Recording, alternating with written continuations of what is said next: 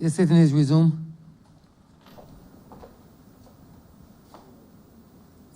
Recommittal government notices. Honorable Leader of Government Business.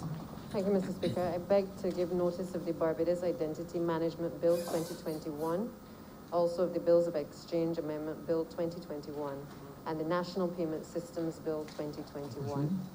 I also beg to give notice of the resolution to grant the sum of $165,336,758 from the Consolidated Fund and to place it at the disposal of the government to supplement the estimates 2020-2021 as shown in supplementary estimates number 9,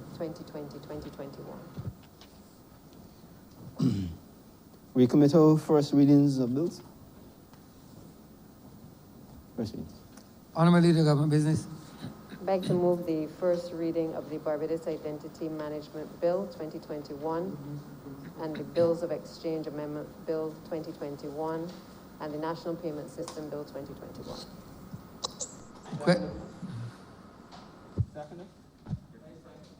The question is that the aforementioned bills be read the first time. All those honorable members in favor, please say aye. Aye. Those against, please say no. Me think the ayes have it. Government business recommitted, sir. And order number 3, in the name of the Honorable Leader of the House, to move that the House resolve itself into Standing Finance Committee to consider the grant of sums of money for the service of this island. Honorable Leader of Government Business. Standing Finance Committee.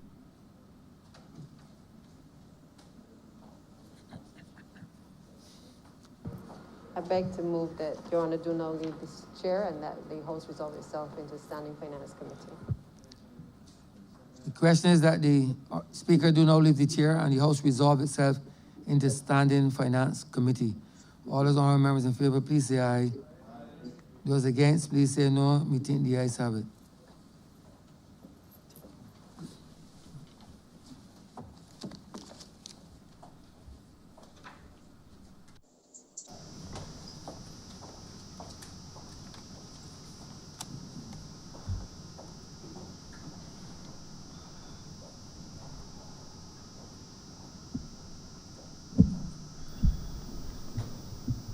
This House is now in Standing Finance Committee. In the name of the Honorable Minister in the Ministry of Finance and Economic Affairs, to move the passing of a resolution to grant the sum of $165,336,758 from the Consolidated Fund and to place it at the disposal of the government to supplement the estimates 2020 to 2021 as shown in the supplementary estimates number 9, 2020 to 2021, which form the schedule to the resolution.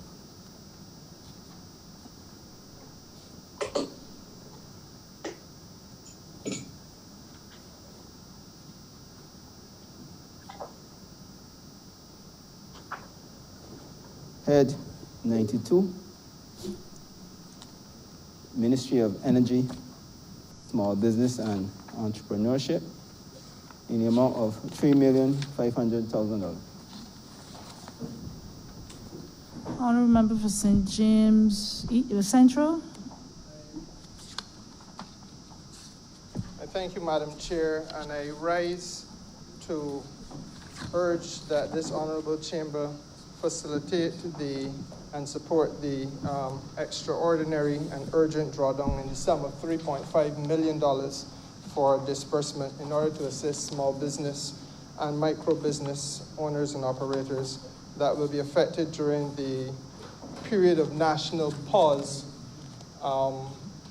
beginning from midnight tonight and continuing until the 17th of February 2021. Madam Chair, I should say at the very beginning that it is intended that this disbursement will be facilitated via the institution known as Fund Access and that known as the Barbados Trust Loans Limited, because the Ministry of Energy, Commerce and Energy, Entrepreneurship and Small Business does not have the infrastructure to manage a process of this nature, so that by way of a service agreement between ourselves and the trust loans and the fund access, we will therefore make those funds available to those beneficiaries who fall within the micro business sector, as has been committed to this country by your humble servant via a different means at a different time, on a previous occasion.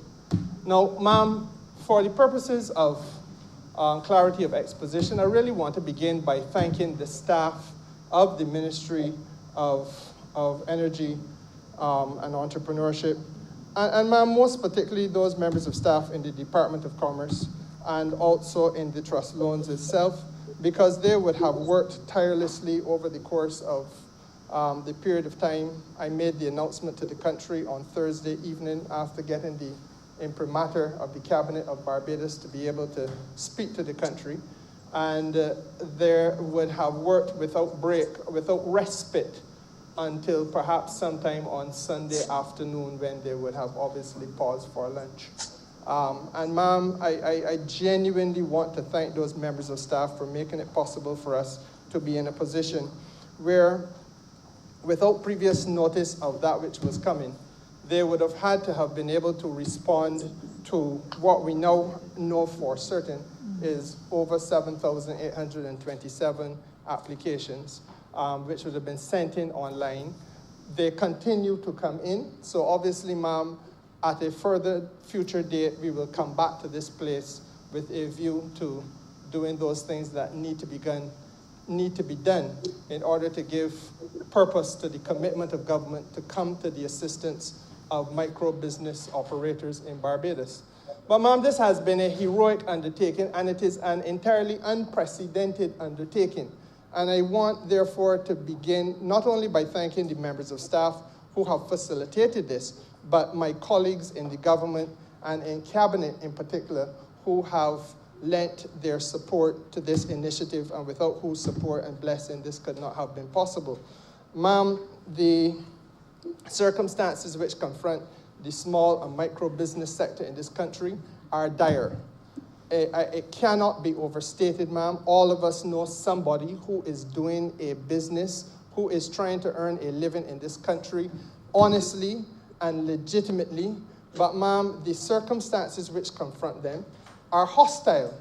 Fact of the matter is, we have just, and I being candid, in no way political, we have just come out of what has been commonly understood on the streets of Barbados to have been a lost decade, 10 years of difficulty and pain. The economy starts to pick up, ma'am, and people once again start to get a feel that, you know, we can make it through, and along comes COVID.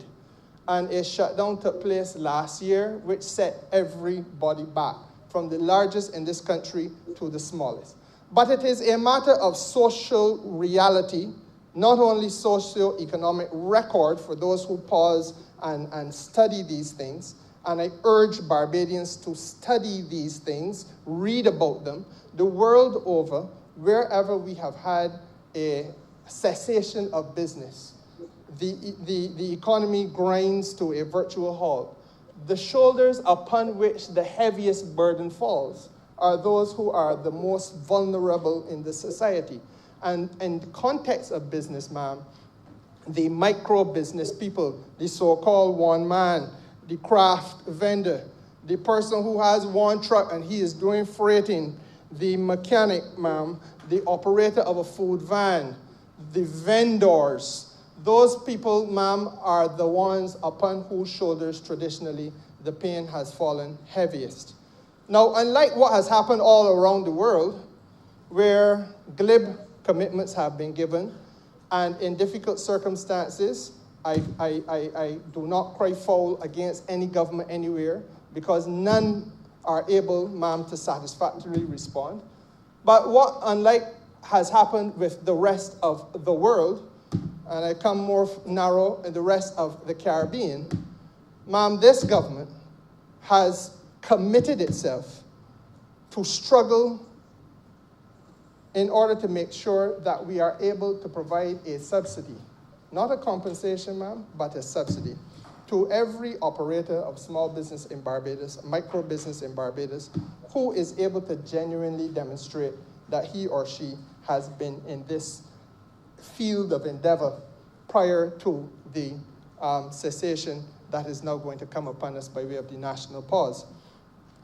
It therefore meant that we had to, first of all, invite the applications of expression of interest, which I did on Thursday when I addressed the nation, ma'am. And after that, we had to make sure that those expressions of interest were properly processed, and that is what required the staff of the ministry, and together with the staff of the trust loans, to whom I am eternally indebted, to work without respite over the course of the weekend in order to make sure, ma'am, that we were able not just to process applications, but to do the necessary due diligence. Because, ma'am, believe it or not, in these most difficult of times, it is still within the capacity of some misguided folks in this country to submit an application which suggests that they hold a liquor license, but cannot give to the people who are in authority any evidence of a shop or any evidence of a history of that shop's operation. It is unfortunately, ma'am, still within the capacity of some folks in Barbados to be able to submit an application for assistance, for example, ma'am, arising out of the operation of a taxi. And that license that the taxi operates under is then, when you do the necessary auditing and the cross-referencing, that same taxi is operated allegedly by 5 or 6 different national insurance, not national insurance, 5 or 6 other national ID numbers. And therefore, ma'am, it becomes very difficult for us to do these things when we are confronted with the approach that is so distinctly unhelpful, and which suggests that people would try to game and disadvantage the system purely for the purposes of narrow personal gain. Now, ma'am, the government does not intend to turn its face away from that type of behavior, but equally, we can't allow Peter to pay for Paul, and we can't allow people who are genuinely in need and genuinely suffering to continue to suffer because there are a few who wish to behave in a completely unacceptable way. Ma'am, it is equally unfortunate that I have to say it is not right for government employees to be trying to make a case in circumstances where it becomes very clear by virtue of the fact that they have used a government email address that they ought not to be making this type of case. So that, ma'am, we know that there is always the temptation, but it is most unhelpful in these circumstances for people to try to disadvantage the system, because the system is already very fragile. And we are already, all of us in Barbados know that what we are trying to do is without precedent in this country and without precedent anywhere in the Caribbean. I invite any member of this place, ma'am, to rise and say to the contrary, that they can point to a single territory in the Caribbean or even around the world where there is a government that has invited all who are able to demonstrate that they are in a position to say authentically and legitimately that they have been operating a business, that the government is going to step in and offer them some sort of a subsidy and assistance. And ma'am, what we are trying to do really is to help people get through this very, very difficult period. And it is not a package of compensation. To say that it was compensation, ma'am, would mean that we're able to calculate with some degree of specificity the exact loss of earnings that a particular business place has suffered. And we all know that that is what we cannot do. But what we are trying to do, ma'am, is to respond to what is at present before us in the form of 4,869 processed and filtered applications, audited, if you will, and, ma'am, the additional 2,958, which are still online, still being worked on, as recently as last night when I last had my conversation with the Minister of Finance, so that he would be in a position to know that 7,827 plus are going to be before the Ministry of Finance for assistance up until the most recent figures that I have available. And ma'am, they include the shops as well. And the country needs to know that, again, we have heard the cry of Barbadians who feel discomforted by virtue of the situation with regard to closure of the shops. It is a necessity. We go there with the greatest possible reluctance, Madam Chair, but we must do this because, as I have said before, there is a temptation in Barbados' culture for shops not only to be a place where you go and conduct business and be dispatched and go back along home, but also to be a place where you have an environment of comfort. And that environment of comfort is a deep concern to the Ministry of Health and its officials who have seen all across Barbados. And I myself, ma'am, must say, I too have seen it as recently as yesterday, the persistence of folks liming and not paying attention to the protocols. And if we do not pay attention to the protocols, we cannot get past this problem as a country. We are dealing in Barbados today with a strain of the virus from the United Kingdom, which is known as the UK virus. It is proven to be here. Ma'am, it is virulent. It is more contagious than that which previously represented itself as COVID-19 simple. And ma'am, the danger is that in a small society like this, with very dense populations in some districts, it cannot be allowed to run amok because it threatens to overwhelm the capacity of our healthcare system. And so therefore, all of us must pay heed to this and be our brother's keeper. When I can see in my constituency, ma'am, people sitting next to a shop without masks and passing a spliff from one to the other, then ma'am, I am saying that there's recklessness. And I must say so to my constituents. Young men, you are being reckless. If I can see you with a spliff and you take it from your lips and you pass it to a man sitting next to you without a mask too, and he put it in his mouth and then you pass it to the next body, you are being absolutely reckless. And it has to stop. And all of these young people, all bar none, have somebody cooking for them at home who should be saying to them, if you don't get your act together, don't come back in here and eat. All bar none have a granny and an auntie or a mummy or a big sister who is caring for them. And we have to stop this foolishness now, ma'am, of believing that the government of Barbados can be big brother and big sister to us all, because it cannot work. And I have a duty to say that candidly to this country. It cannot work. All of us know that these are people who have family. All of us have family ourselves. And we have to be our brother's keeper. We have to maintain a certain sense of reality about that which is confronting this country. Because all it takes is for one to become 4, for 4 to become 16, for 16 one day to become 164, for 164 to become 1,664, and on it goes. And given the percentage, I heard very recently that there are 2 or 3% who will die, that also tells a very unfortunate and tragic tale. Now, ma'am, who benefits? As I said, ma'am, all benefit. And right now we have a wide range. I did not know there was such a wide range of business operation taking place in Barbados. And it allows me now to say, as minister responsible for small business, that again, I have identified a flaw. And we have to correct it. And we will move with dispatch to do that. Because there has to be wider and better registration. There has to be a way of making sure that there are standards. There has to be a way of making sure that people are part of the system and that the system is able to relate to people who are operating. So that for those people who have been able to genuinely demonstrate what they do, then we must be able to work with them and partner with them in their development. And we must discourage folks from disappearing under the radar, because we can't help develop business if we don't know that the business is existing in a formal way. And that therefore means, and I must say this as well, that we need for people now to be part of the NIS system. I am reliably informed that at a minimum payment of about $20 to $25 a week, one can be compliant with the NIS.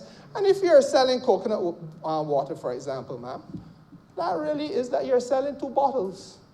The first 2 bottles, that's NIS money. Then let me get on with the rest of the business. Come into the system. Because today, the challenge for the Ministry of Finance, the challenge for the Ministry of Commerce will be to make certain that you are able to reach out to the vendors who are selling along the highway but have not registered with anybody. And we want to help those people because they need help too. And where we cannot help, ma'am, that is where the idea of care packages comes from. So I want to say again, because I've listened to the calling programs, I've listened to people on the streets. We have all heard it, ma'am, and I think I must say from this place, there is no substance or legitimacy to any argument that this is in any way a 2 Barbadoses or class contradiction and different treatment of classes and so on and so forth. People, we are bending over backwards to assist people at the most vulnerable level of this society, and where business authenticity cannot be established and legitimacy, then, ma'am, what we are saying is we have 60,000 care packages which are intended to be distributed to vulnerable folks in Barbados as well, and other forms of intervention via the Household Mitigation Unit. Madam Chair, I must say also in closing that there is obviously an ongoing debate about shops and mini-marts. Mini-marts, ma'am, are being adopted to take the pressure off of the supermarkets. But, ma'am, for the reasons that I have just gone into, we cannot, though we would love to, go as wide as all or include all shops into the net. But, ma'am, where we cannot include shops, we have said, and we are demonstrating today by way of this initial drawdown, by way of a supplementary for $3.5 million, that there will be a financial capacity to compensate shopkeepers in Barbados at the rate of $750 per week. Not asking anybody to demonstrate whether they are in fact earning $750 even, or if they're earning more or less. But we are saying that we will offer a subsidy of $750 per week for the 2-week period of shutdown.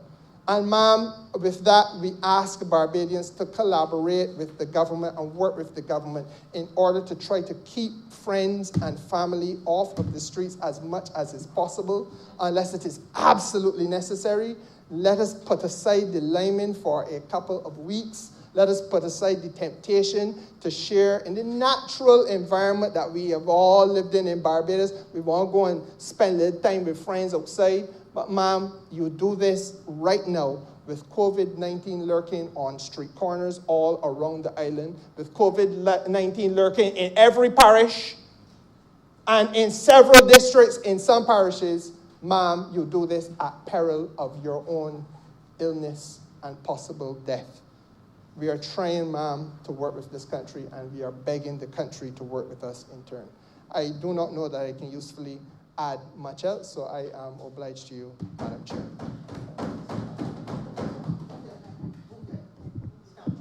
Oh, I beg to move that head 92 stand part.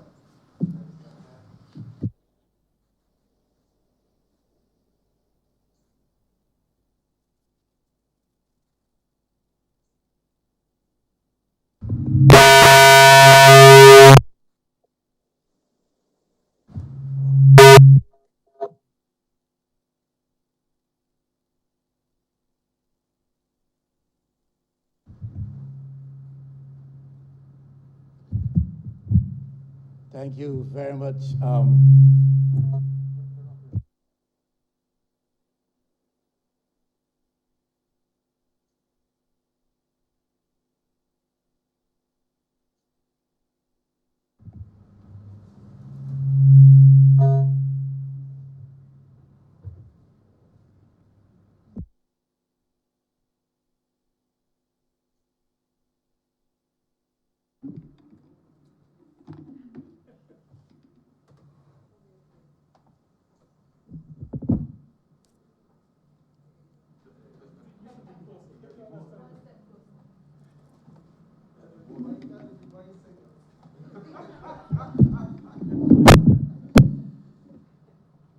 Thank you very much, ma'am.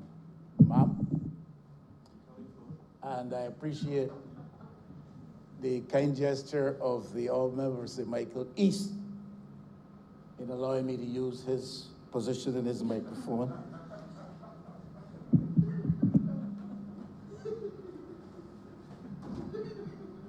It is not the first or last thing that we have or will share.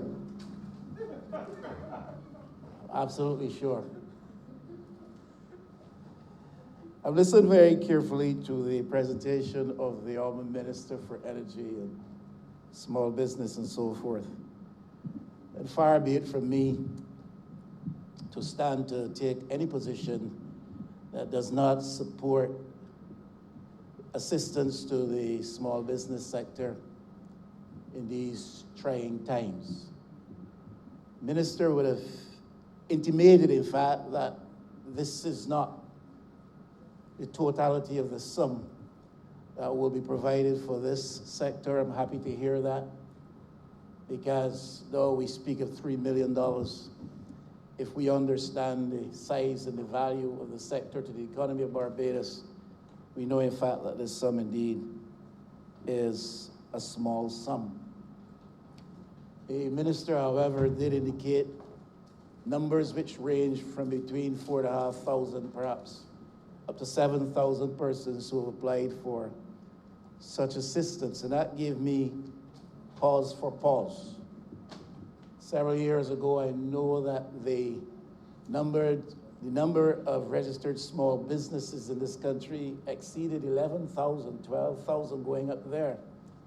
And I think that people will move with some urgency of dispatch, especially in the current situation, to make their sense of need understood and known, to register their applications for assistance, to the extent that in the circumstances we are somewhere between 4,000 and 7,000, may suggest perhaps that there has been some high degree of fall off in the small business sector in Barbados. It would be good if the minister could have, and it would be good if he could, perhaps in his next submission, give us an idea as to what has befallen this sector in terms of the numbers of persons who are being able to sustain viable operations, who have not closed down. Now, I am not interested in numbers necessarily that hark back to what some people refer to as the lost decade.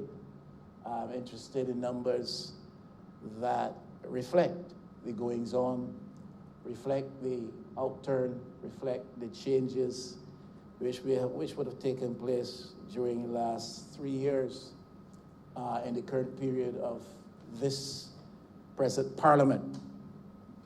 It would be good if we could hear what has happened with the numbers. Many businesses we know have closed.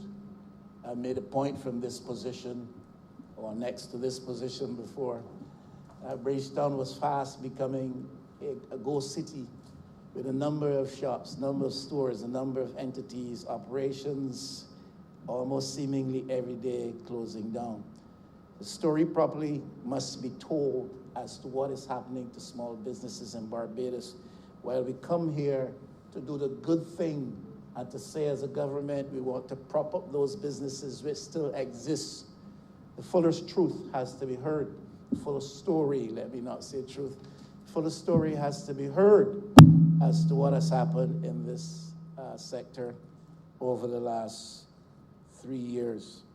The sector is significant because of its contribution to the Barbados economy. And some would tell you that when it comes to employment outside of the public service, the public sector, the levels of persons who find employment because of viable small and medium-sized business are substantial. And therefore, it is a significant sector. And I support, therefore, any attempt to provide for it in these trying times. However, whether the minister likes it or not, whether I like it or not, and whether you hear it at the top of Broad Street or in the middle of Swan Street, honorable member of St. Peter, the perception still obtains out there that preference often is shown to larger businesses, and the small and medium sector businesses of Barbados are treated as second cousins, or sometimes merely acquaintances. That perception has to be corrected. It could only be corrected by policy that allows for better capitalization of these businesses. Could only be changed by policy that irrefutably makes it clear that there's no discrimination, and that when administrative strictures are to be put in place, there's no seeming bias towards the big business sector or bias against the small business sector, as there has been in this, especially most recent case with reference to the small shops. We cannot implement a policy that reflects upon the operations of supermarkets and not understand that it has implications for perceived policy positions, whether expressed or not expressed, with reference to the small business sector. Anything you put in place for the supermarkets as an administrative stroke or a policy position has implications as to how the smaller operations should be treated, or would have implications for how the perception is had as to government's relationship with the smaller operations. I hope I made that clear. I went all around the world there, which I tend to do often, perhaps even confusing myself, but I'm sure that you understand clearly, Madam Chair, what I am trying to say.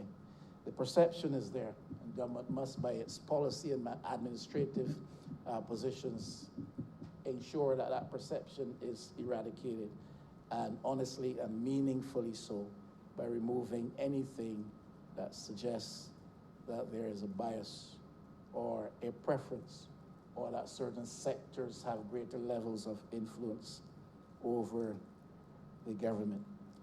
Now, I would hope that disbursements will be impartial and transparent. We can never close our eyes to the fact that we are part of a political reality. We can never close our eyes to the fact that there's political capital to be lost or gained with everything that we do. And not everybody, and I'm sure the Honorable Member St. James Central is not guided by such a disposition as to let considerations for further political capital guide him in what he seeks to say or seeks to do. But that may not be true of all of us. And it may not be true of people who allow to loom large in their consideration political partisanship. I'm simply saying that when funds are to be disbursed, that transparency will obtain and that accountability will obtain. We come here and we vote monies for various causes, but thereafter we hardly ever know what has become of those funds. I hope that there would be, the minister made reference to the trust fund and fund access, and I hope in fact that there would really be meaningful attempts to expedite the disbursement of these funds. I say that because I recall in a couple of instances recently, the Honorable Senator who sits in the other place, who represents government's interests up there, but who has a professional, functional role in the Small Business Association of Barbados, complaining that government speaks to the fact that it provides funding, but then funds can't be accessed, and the facility is not in place for people to get access to the funds of which government boasts of having provided. That came from her lips. I have said the same, and often from the public you hear those comments, but I make reference to her because she sits in the bosom of this party and represents this party's interest in the other place. In her substantive, functional, professional role, she represents the interests of small business people, and that is her opinion, that government boasts of providing funds and setting up institutional frameworks, but then people cannot access the funds. I hope that that does not prove to be the case.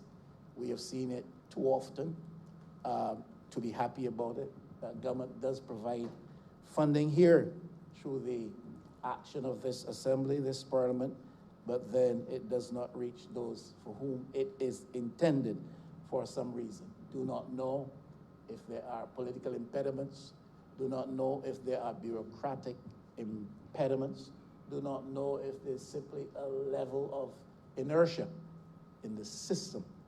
But we cannot repeatedly come to this place and vote monies for good causes and do so with enthusiasm, then for those intended beneficiaries not to receive a cent, or if they do, very little and too late. So my purpose is simply to add those few comments and to support this and to ask for more. Thank you, ma'am.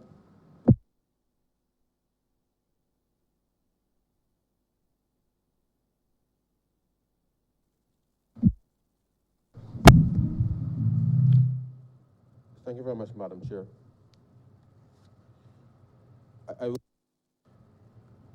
But I want to underscore the seriousness of the circumstances facing Barbados at this time. And to the extent that the government has taken a very aggressive approach to the management of the pandemic, I want all Barbadians, Madam Chair, to appreciate that what is required of us over the next 2 weeks will in fact determine the trajectory with respect to the overall performance of the economy for the remainder of not just the financial year, but certainly 2021. And to the extent that this particular measure that we're discussing, and we will come to health shortly, is really intended to signal to Barbadians that this national pause, Madam Chair, is very different from last year. And whilst persons may wish to focus on whether or not the monies being disbursed represent their level of income that they may receive on a daily or even a weekly basis as we go forward, Madam Chair.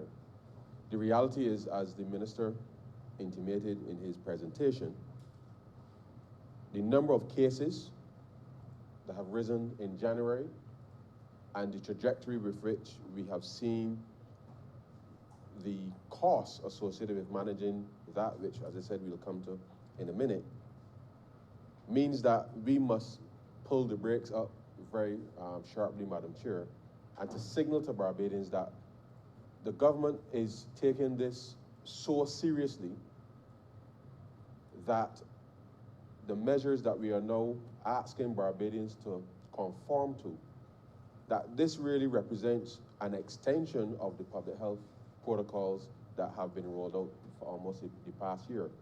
Because we literally, Madam Chair, have to stop persons from moving around. And the last occasion that we went into this form of restriction, Madam Chair, there was still a considerable amount of activity taking place on a daily basis. And I want to, and I'm sure the Minister of Health will speak to this in greater detail, but the circumstances with respect to COVID in Barbados in 2021 is different from what it was in 2020. And in a real sense, the real impact perhaps of the pandemic has now reached Barbados. And to that extent, this particular intervention, while some may regard it as small and meager, is intended to give some support and some relief for the next 2 weeks. But I want to signal to Barbadians that what each of us does in the next 2 weeks, and it's unfortunate that even though we have tried to signal to persons the kinds of behaviors that we would like to see, and some people may magically believe that at midnight tonight is when they will get serious, but the point is, I want to urge all Barbadians that this government will continue to be vigilant and will continue to put the resources available to all of our agencies to respond to this crisis. But each of us, Madam Chair, each of us has a very particular responsibility for determining how we will move past this point. And we have not insisted in the same way as we did last year with respect to the response from a business perspective, in that last year there were conditions attached to the relief that the government offered. Persons had to be registered, certainly with the NIS. Persons had to be be up to date with respect to their contributions in that respect. They have to be registered and all of those things.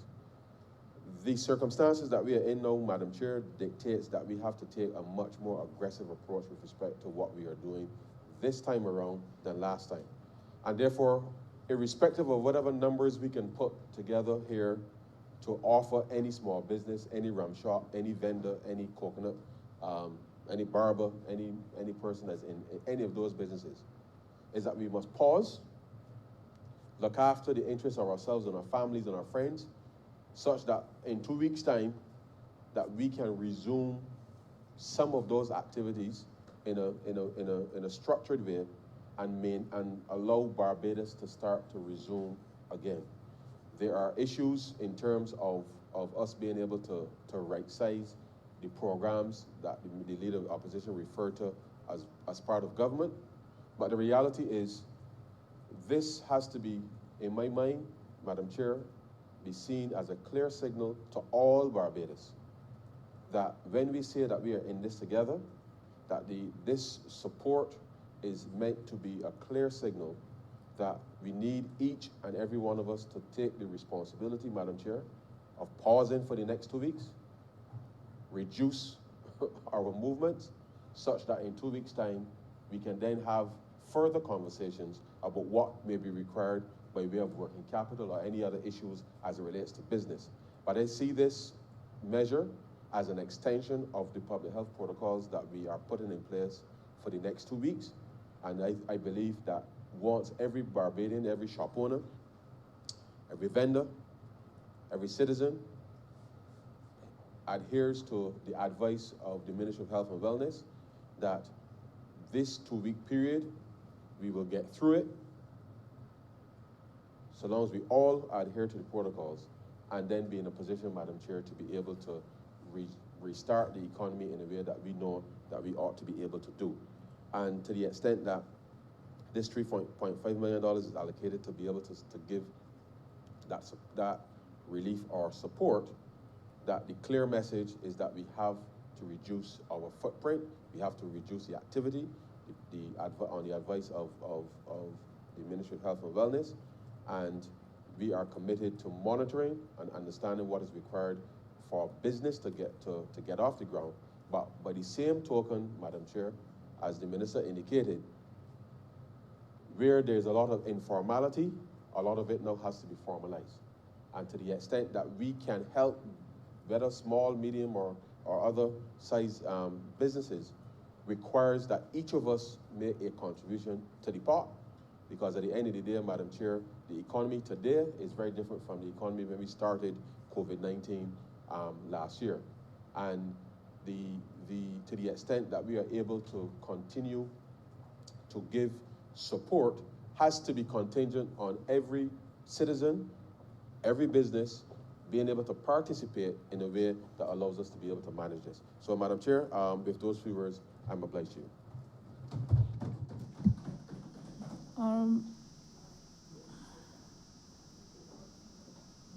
Honourable Member for St. James Central. Thank you, Madam Chair.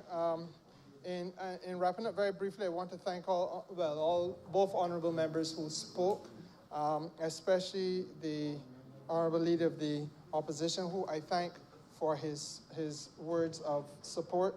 I want to address, frankly and candidly, the concern he raised about the political, or the concern about the possibility of political involvement in the distribution of assistance. I begin, ma'am, with not just the funds that we are here to discuss, but the packages, the care packages. It is a matter of public record that the commitment has been given that the care packages to assist the vulnerable across Barbados will be shared by all political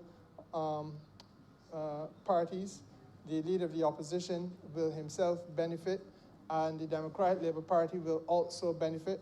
Ma'am, it is true to say that the transfer of funds, once approved by this place, and having already gotten the blessing of the Director of Finance and Economic Affairs for us to be here to do the supplementary, ma'am, then the transfer goes automatically to the trust loans and to the fund access, for them, ma'am, to do that which they must do under a service agreement by way of electronic payments to people's accounts. So there will be the fullest possible transparency and record of that which is being done.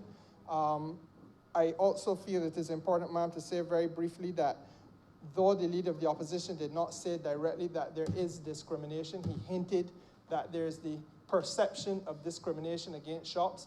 And I want us not to speak out of two sides of our mouths in Cathedral, in the House of Assembly, or ex-Cathedral outside.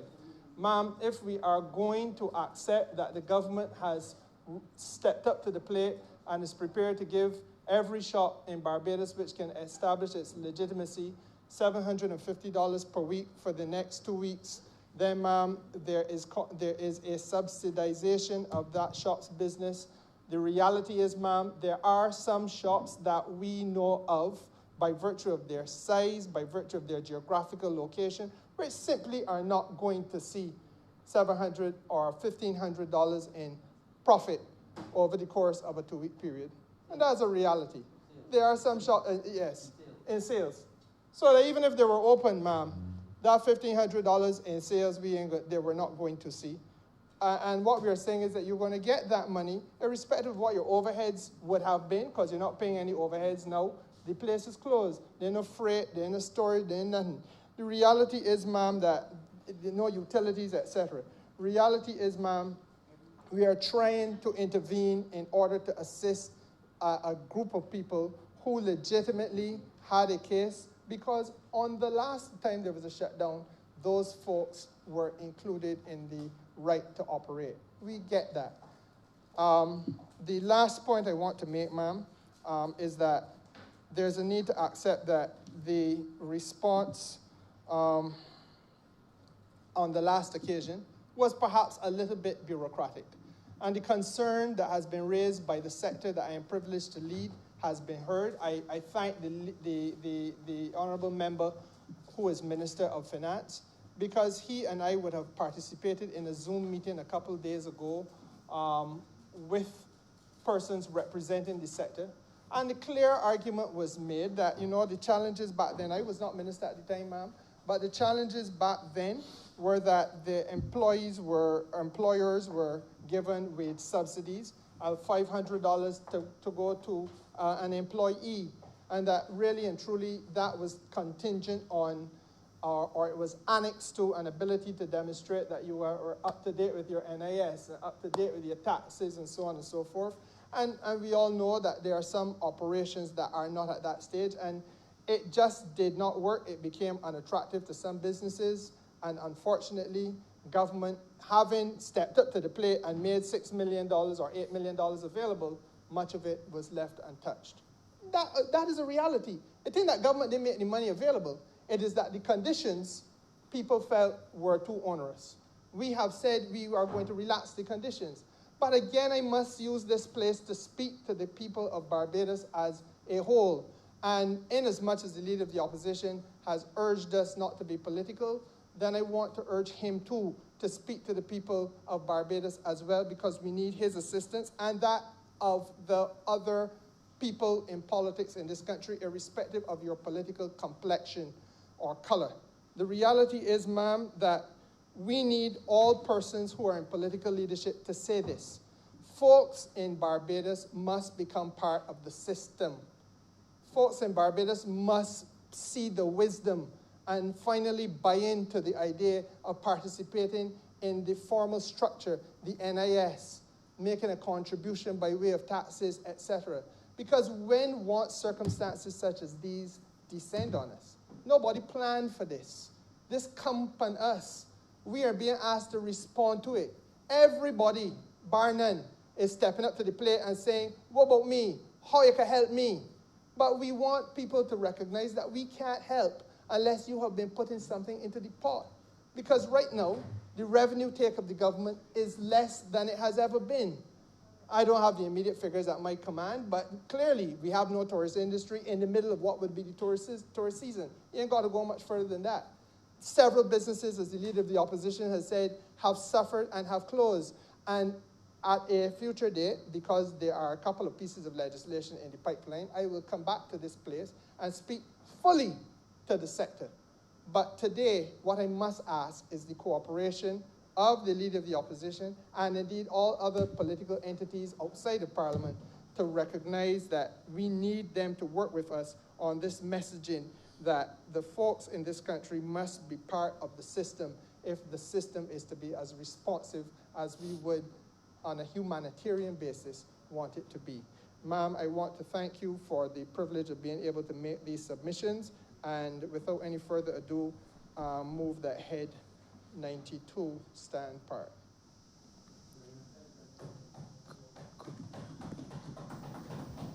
Question is that Head 92 stand part. All our members in favor, please say aye. All those against, please say nay. Methinks the ayes have it.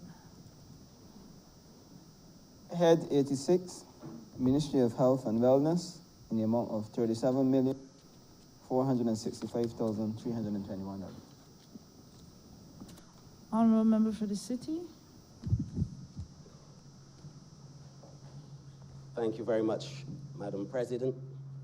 I rise to give some details. Sorry, Madam Chair. I rise to give some details and justifications for the supplementary request from the Ministry of Health and Wellness under Head 86. But before I do so, I would like to start by saying or repeating something that I said at the beginning of this pandemic. I recall saying to the country that unless we adopted an all-of-country approach to this pandemic, then we will find it difficult to win against COVID-19. All of country, because in spite of how many resources we throw behind this thing, in spite of our efforts, if there is no buy-in by every single person in this country, then our efforts could well be in vain. And we've been having that buy-in to a large extent. But there's still some among us who are not taking the current situation in as serious a manner as is required. There's still far too many people who you are seeing in shops and other places, seemingly oblivious to what is happening in Barbados right now, what is happening in the region, and what is happening in the international community. Not very mass, bunch up all together, and so on. And I really could not speak this morning without saying that when I interact with my team, especially those on the ground, those who are working extremely long hours in the labs, in the polyclinics, doing contact tracing, doing swabbing, they become very disheartened after their efforts when they walk around and see a number of people who seemingly do not care. And this is something that we really need to address, and address as a matter of urgency. Whilst we may have some control, and it certainly is our responsibility as a government to be able to put things in place to govern movements and so on in public spaces, at best, we have to depend on moral suasion to get everyone else, all of our citizens, all of our residents, all of our visitors, to be able to do the right things when they are in their own private spaces. Having said that, let me go into the request made under Head 86, and you can appreciate, Madam Chair, that the requests for this head had and have to do with the situation that confronts us. We would have planned for a whole set of things from last year. We would have had some supplementaries in order to enhance the operations that we've been mounting. But whenever we believe we have things under control, then situations develop where cases arise, and regrettably, January, we saw a significant increase in cases, a significant outbreak within our country. And so, in order to be able to continue this fight and to plan for future actions, because this is just a battle in the fight against COVID. It is the most significant battle so far, the most significant challenge. And I want to say, and I say to my countrymen and women, because we have one significant battle or challenge facing us after several months of living fairly well, that now is not the time for persons to start to doubt and to question everything. Now is the time for us to unite, to fight against COVID-19. First of all, under primary health care services, you would see a request for financing for the Morris Bayer Polyclinic, also for the Best Dos Santos laboratory services, as well as the Barbados Drug Service. Let's take the laboratory services first. The funding being requested is absolutely necessary in order for us not only to purchase much needed supplies for COVID, but to purchase them in abundance in order for us to be able to sustain current and also future operations. And why do I say that? Because we are seeing from time to time that the global supply chain and transportation trains, sometimes they do not work in our favor. And the lab, for example, which has been going through a trying time, having to do manual extractions because we do not have the supplies for the automated extraction that we would have put in for months ago, last year. That has slowed down operations, and we have to put ourselves in a position to ensure that we do not go there again. And whilst we are still waiting on the suppliers for those commitments which we have made, we decided that we will have to seek elsewhere to try to get supplies into Barbados in quick order so that we can get back to the pace that we are accustomed working at. And so now also with the introduction of the antigen rapid tests to be used in certain circumstances, we also have to be able to supply or to purchase those as well. And so the funding that's required for the lab is actually to be able to deal with the current outbreak and for future operations. The Barbados Drug Service, similar situation.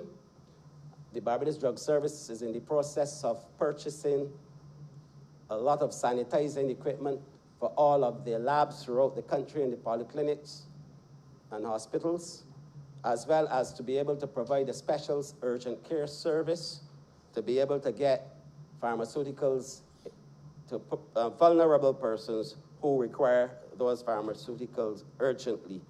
And also following the directive from Cabinet to the health service for us to be able to have at least 5 months supplies in all of our areas of operations. The Morris Bayer Polyclinic is the polyclinic that has the responsibility for operations at the St. Joseph Outpatients Clinic and the one in Belle Plaine, St. Andrew. And those two clinics at the moment are closed and have been closed for a while. I would have indicated in this honorable chamber on a previous occasion the intention of the Ministry of Health and Wellness to refurbish and reopen those two community clinics.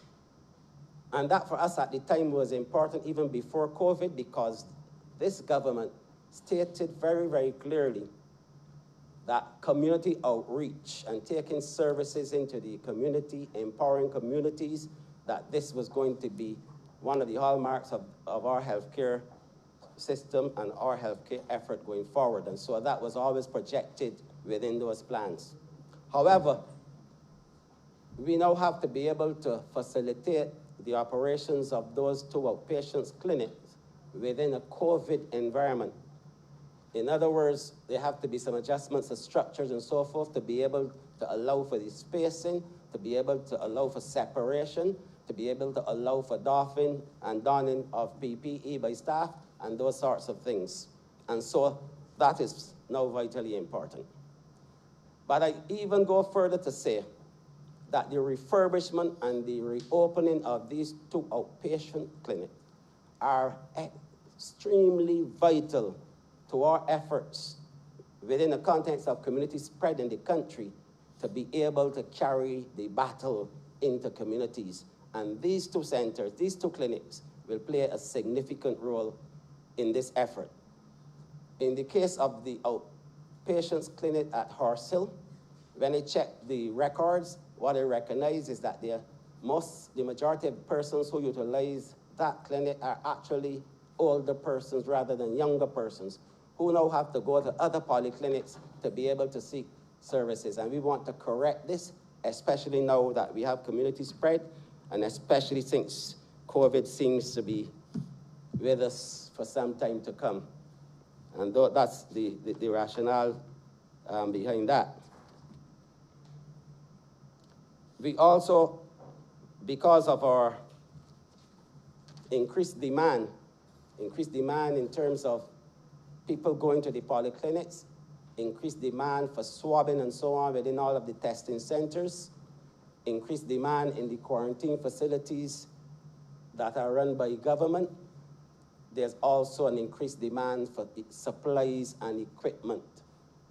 And anticipating what is going to be required for the Seek and Save program, as well as when we get to the deployment of vaccinations, that program, we know that we have to increase our supplies in all areas to make sure that we are not found wanting at any point in time.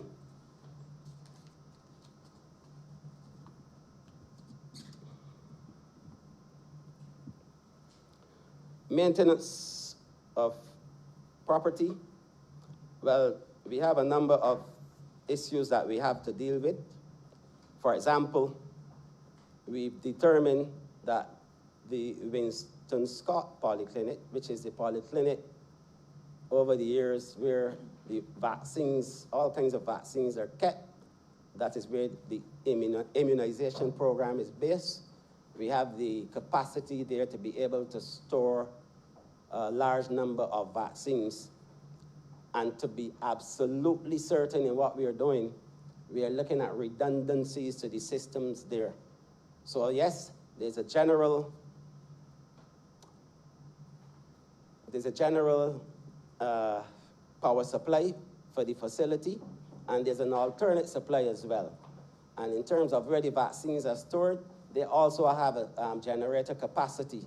But what we want to do is to make sure that we have all of these things serviced properly, because we anticipate in the not too distant future that there will be an increased demand on the power supply there when we have the large numbers of vaccines coming into the country.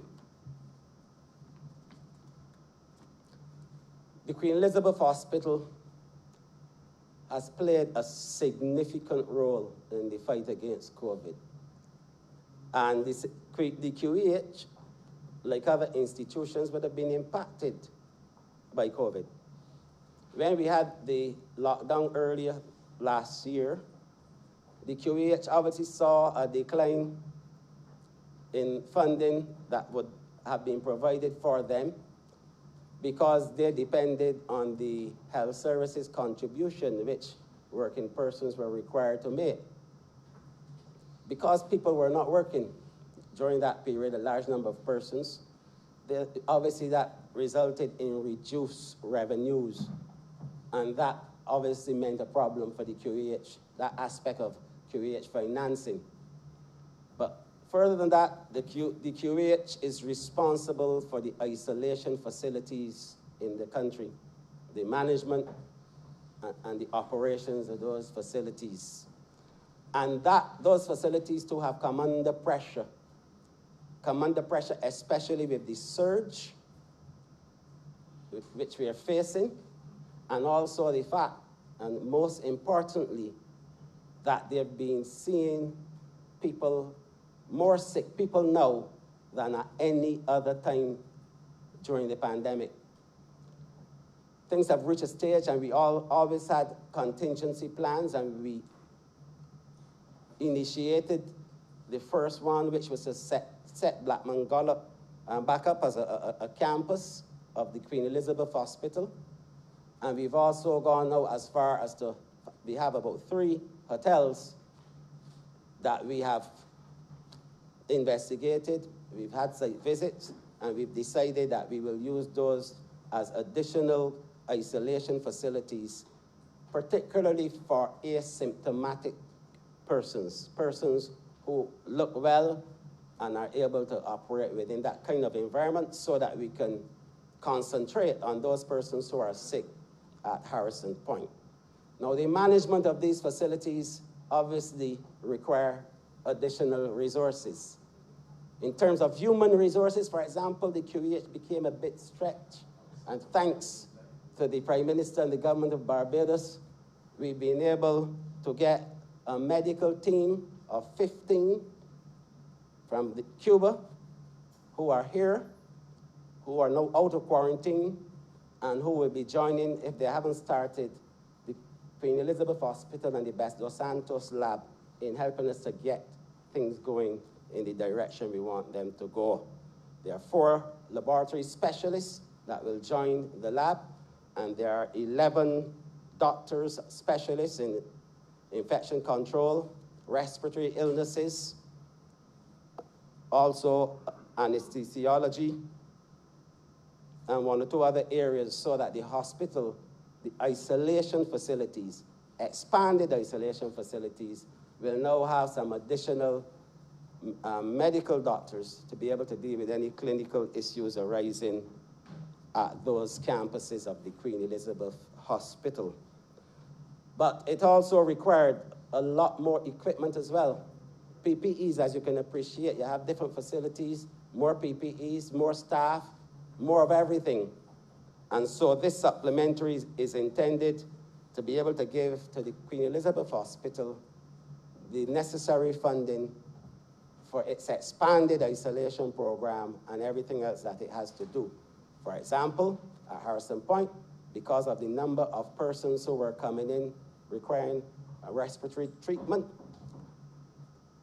they were having to be changing oxygen tanks and so on a regular basis, and so the decision was taken to construct a facility there that houses oxygen that will be able to facilitate those persons who require it. So we've been adjusting to situations as they arise, because it is a dynamic situation that is confronting us, and it's not a one-size-fits-all. We've been adjusting from protocols to everything else.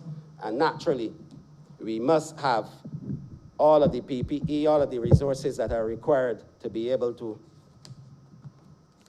fulfill our mandate. And the last thing that I will speak to is the vaccination road deployment.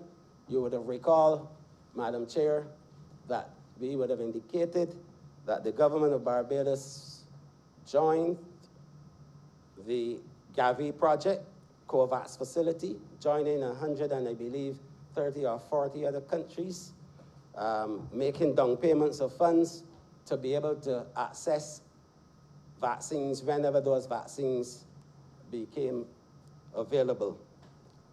We were allocated enough vaccines to cover 20% of the population. But the government of Barbados did not sit and be waiting on that. Although that is there, those vaccines will come, but obviously they were inadequate for us to do what we want, which is to provide vaccines for the entire country, population, residents. And so the government has been having bilaterals and meetings with all sorts of other sources to be able to obtain vaccines that outside of the COVAX facility so that we can purchase in larger numbers. And so we've added some funding to be able to do that, and also to be able to roll out that deployment plan when those vaccines arrive. So we've had to put a number of things in place. And then the Seek and Save program, which would have been mentioned a few days ago, to respond to the fact that we are seeing a number of persons presenting to accident and emergency at a late stage. And when we give them the test, yes, they're positive, and regrettably, very regrettably, far too many did not make it. And again, condolences to the families of those persons, those lovely Barbadians who passed away. So we decided that we'll go with this program, because if people are not coming out and we know that the cases are there, then we need to go into communities. And so the University of the West Indies, about 360 students, Minister Walcott is responsible for this program in collaboration with the Ministry of Health and Wellness. But this is to allow us to get into communities to see exactly what is happening and to try to get those persons who have symptoms to be able to come forward so that we can assess them, we can test them, and if they're positive, we can reach them early enough that we can do our best to save lives and give them the chance to be able to live a longer life. And that also is included, that program, that initiative, within these estimates.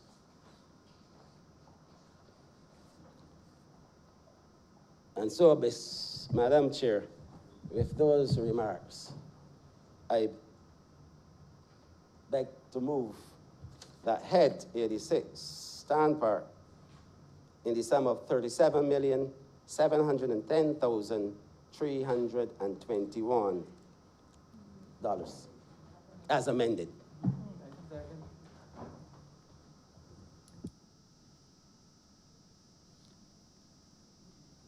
Honorable Leader of the Opposition.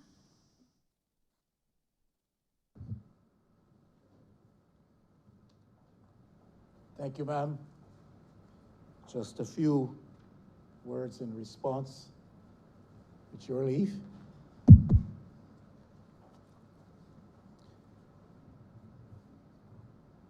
Again, I don't intend to stand in any way in the way of the effort to provide for funding to help us in the fight against this dreaded thing which is among us and spreading, but to offer words which I hope would bring added dimension to the discussion. Millions of dollars being spent in our response to the threat of COVID in the public attempt to ward it off, to prevent its further spread, to preserve life and health, to ensure our systems are viable in the face of the threat, viable in terms of their capacity to function. But, Madam Chair, millions of dollars are being spent, and this is just an additional supplemental request for more millions to be spent in this cause. Now, many briefings have been shared with the public. Many briefings have engaged the attention of the media. And the position I would like to put, it may be the interest of the Ministry of Health, it may be the interest of the government. I certainly think it is the interest of the people of Barbados. Perhaps the minister should give some consideration, Honorable Minister should give some consideration to having an interim ministerial statement made from this chamber to this chamber and the people of Barbados as to the level of spending which has already taken place relative to the whole operations around the management of the response to the threat of COVID. I think that that is absolutely important. I hear all kinds of things said in briefings to the public, some of which is unnecessary, some of which perhaps said by the wrong people. But that is neither here nor there. At this moment, the point I'm trying to make, it would be good and in the interest of this Parliament that votes these monies, and in the interest of the people of Barbados, that the Minister have a statement made in this chamber as to what we have spent thus far in terms of responding to the threat of the monster among us. Because I don't think anybody has any idea, and I don't mean to put the Minister on the spot, but I'm sure he has probably not done the tabulations, and it's not a prize to the extent to which spending has taken place. I would like to think our Ministry of Finance officials would be on top of this. And ultimately, I imagine the information comes through them, but the Parliament should be made to benefit from such a ministerial statement or statement in these chambers that would say to Barbadians up until now, since January of last year, and up until now, we have spent X or Y amount of dollars in responding to the threat of COVID. One big reason for that is because it is taxpayers' money. You know, we have the often and frequent repeated use of this phrase, government spending. It's public spending more than government spending. It's taxpayers' money, it's not government money. Government doesn't have any money. It's taxpayers' money. And therefore, because it is the taxpayers' money, they really have a right. They really have a right to know. They have a right to know what is the level of threat we face. They have a right to know how that level of threat, what that level of threat implies for the national health and well-being of this country. They have a right to know what that threat implies for this national security of this country. They have a right to know because it's taxpayers' money that we're spending as to how much money has been spent up until now. Another reason why that statement, in my view, needs to be made, and urgently so, is because the majority of this money, ma'am, is borrowed money. This is money that we are borrowing. This is money that is not being earned by us necessarily as a country from policies of export and growth. These are monies which are borrowed monies which therefore have to be repaid.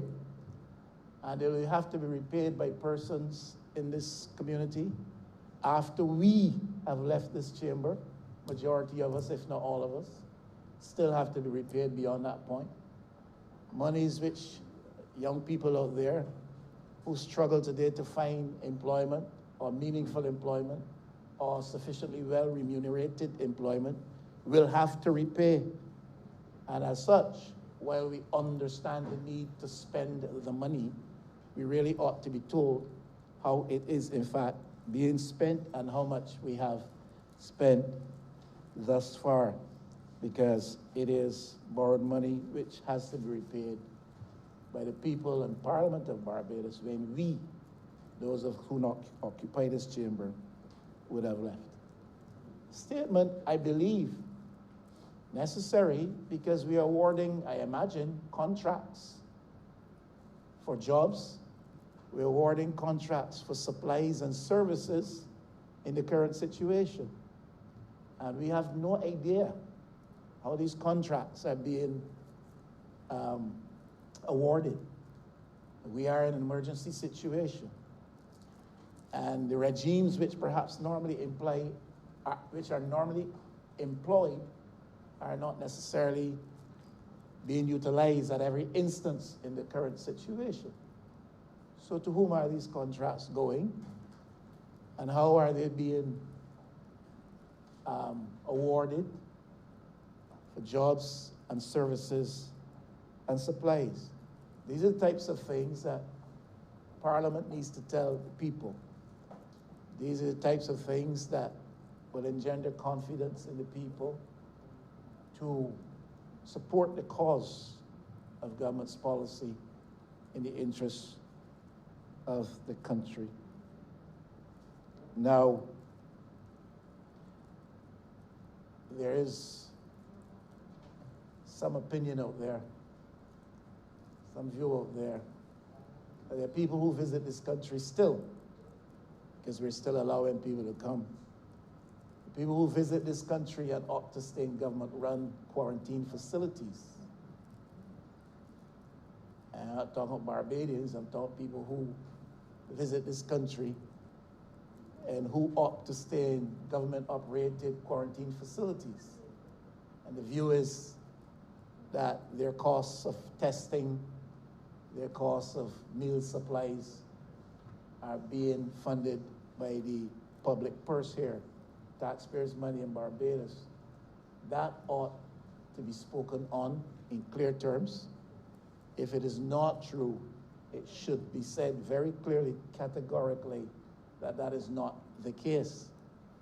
If it is the case, it should be acknowledged. And my humble opinion is that it should cease, because I do not know why we would be paying the cost for persons who choose to travel here in the current circumstances.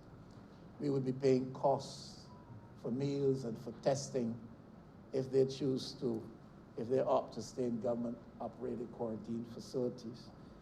If you choose to travel at this time with the likelihood that in this fluid context, anything can happen, you ultimately should be prepared for anything. And therefore, you should be prepared if you can be quarantined in privately operated facilities to pay that cost on your own. This government has demonstrated a disposition for some degree of charity in offering to compensate people who have been inconvenienced by the late return of test results, and who as a result have incurred added and unanticipated expenditure because of their accommodation arrangements with private sector operators.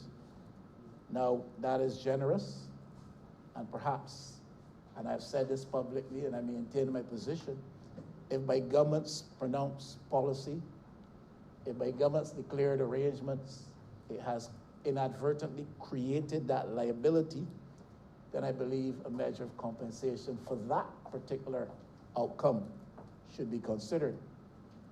What I don't agree with, and this I've also said, is that the government should be so charitable and should consider the Barbados brand is so weak that you should be offering people any free ticket for travel back to this place at some future time. I don't agree with that aspect of that. What I'm pointing to here, though, today is the fact that the opinion is held by some that visitors to these shores in these difficult circumstances and who opt, for whatever reason, to stay in government-operated facilities, have their meals paid for by government, have their tests paid, the cost of their tests underwritten by government. And if that is so, I think that that is not the way to go. If it is not so, I think it should be categorically denied that that is the case. We've had, and the minister today referred to this as well, the presence of overseas medical personnel with us here in Barbados for quite some time, since last year, and the numbers are being added to. And I imagine we need all the help that we can get to get a hold of this situation. But is there a cost attaching to the presence of this assistance of medical personnel from overseas? And again, if there's a cost attaching to that, what are the financial arrangements, and what is the level of cost associated with having medical specialists, medical personnel from overseas involved in an effort? I think all this information people need to hear. And it's a serious thing that the public needs to be able to consume, to terms of information which is given, digested, so that they can understand the level of stress, financial stress that we're up against, the level of pressure that is upon the government's capacity at this time. I think these are things we need to hear, and it goes beyond the grin. It goes beyond the grin of a seeming warm face behind a public microphone when interacting with the media, interacting with the public. Say something which is of substance, that the public may get a sense, better sense of where we are, what we're trying to do, and the level of burden that falls on the government that they've elected in such majority numbers 3 years ago. I humbly suggest that for the minister's consideration. A Seek and Save program, I'm not saying I don't support it, but I hope that we have, as fully as possible, thought through some of the outfall that may result from this effort. May be well-intended and may be absolutely necessary if we're to get a handle on this thing. But we operate in a certain culture in Barbados, and I think we're going to be up against some cultural impediments, and I hope the program does not fail on that basis. I think we're also up against what I call climatic impediments. By that, I mean we're operating in a certain climate in Barbados today. I see people approaching my home. I look with fixed gaze to see how soon I can identify them, see who they are. And I have had a couple of instances, Madam Chair, where people have ended up at my place not intended to be there. And that is the kind of climate in which we now live. People are fairly distrusting of visiting strangers and visiting faces, and are a little bit apprehensive as to their motivation and intention. I'm simply saying this program may absolutely be necessary, and perhaps because we got to get these people tested to know who's out there and what's happening. But we are up against a certain climate. We operate in a certain climate. We're up against certain cultural peculiarities. And I would hate to know that the program fails on the basis of such things, because we did not anticipate these things and put in place the kind of support and aids that can help us to do the program to make sure that it brings the success that we hope for, so we can get a handle on this business. I thank you, ma'am. Thank you, Honorable Member. Honorable Member for Christchurch East Central. Thank you very much, Madam Chair. Permit me just to clearly add our support to the measures being introduced by the member for the city, as we know that he has led this effort very courageously. And I want to, as he has asked of Barbadians, that we really redouble all of our efforts to remain in the fight and to ensure that we can protect as many lives in the country as possible. I'm going to be very brief, Madam Chair, but just permit me to ask apologies of the Chamber for a few amendments to Head 86, and just to provide some clarity on the basis of some of the questions that the Leader of the Opposition asked earlier. Now, it has always been our intention, and certainly you would recall during the second reading of the appropriation bill for this year in last year's estimates, at the conclusion of that debate, the Prime Minister indicated a series of interventions as we were going into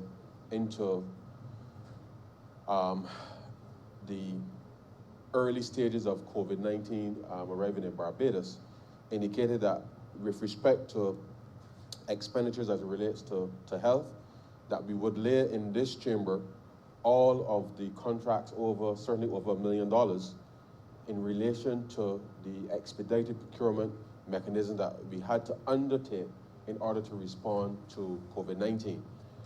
You would know, Madam Chair, that we have just concluded our series of estimates meetings, and it is the intention of this government to lay in this Parliament all of the contracts that were awarded under the expedited procurement process, and just for the benefit of the public and certainly for the honourable leader of the opposition, Rule 239 under the financial rules, under the Financial Management and Audit Act, allows the government of Barbados, any institution in any public entity in Barbados, to be able to use expedited procurement on the basis of urgency, speciality, or the circumstances that would allow us to be able to proceed. And therefore, we will lay those contracts, but notwithstanding that, I'm sure that the Minister will respond in kind with respect to the information that's requested. But it has always been our intention to lay those contracts when we come to Parliament with respect to the estimates for this upcoming financial year, which will give the information in terms of whom those contracts were awarded. But certainly over the course of the last year, we have been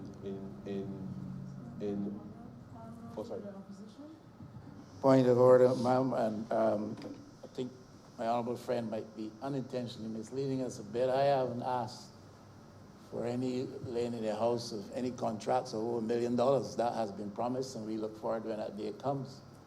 But you know, there are sums of money below $1 million which are quite substantial as well. So I am not talking about simply any contracts under special procurement mechanisms of over $1 million. The public needs to know the money is being spent over $1 million. You can have just short of $1 million, a lot of money, by 1 cent. That's what I'm talking about. Two different things. Honourable Member for Christchurch East Central.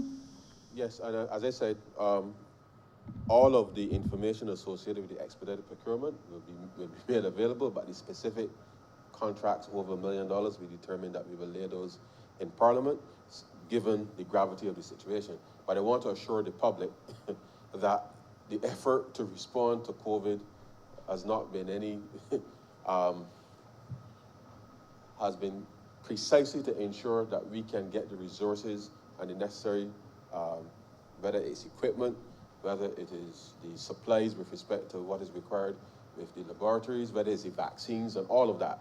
So to the extent that that information will be made available to the public, we will come to the Parliament and lay that information, which be in the chamber, in which case then the chamber will be able to make that information available to the public. But I hear the leader of the opposition, but I just wanted to indicate that that has always been our intention, and we will make that information available.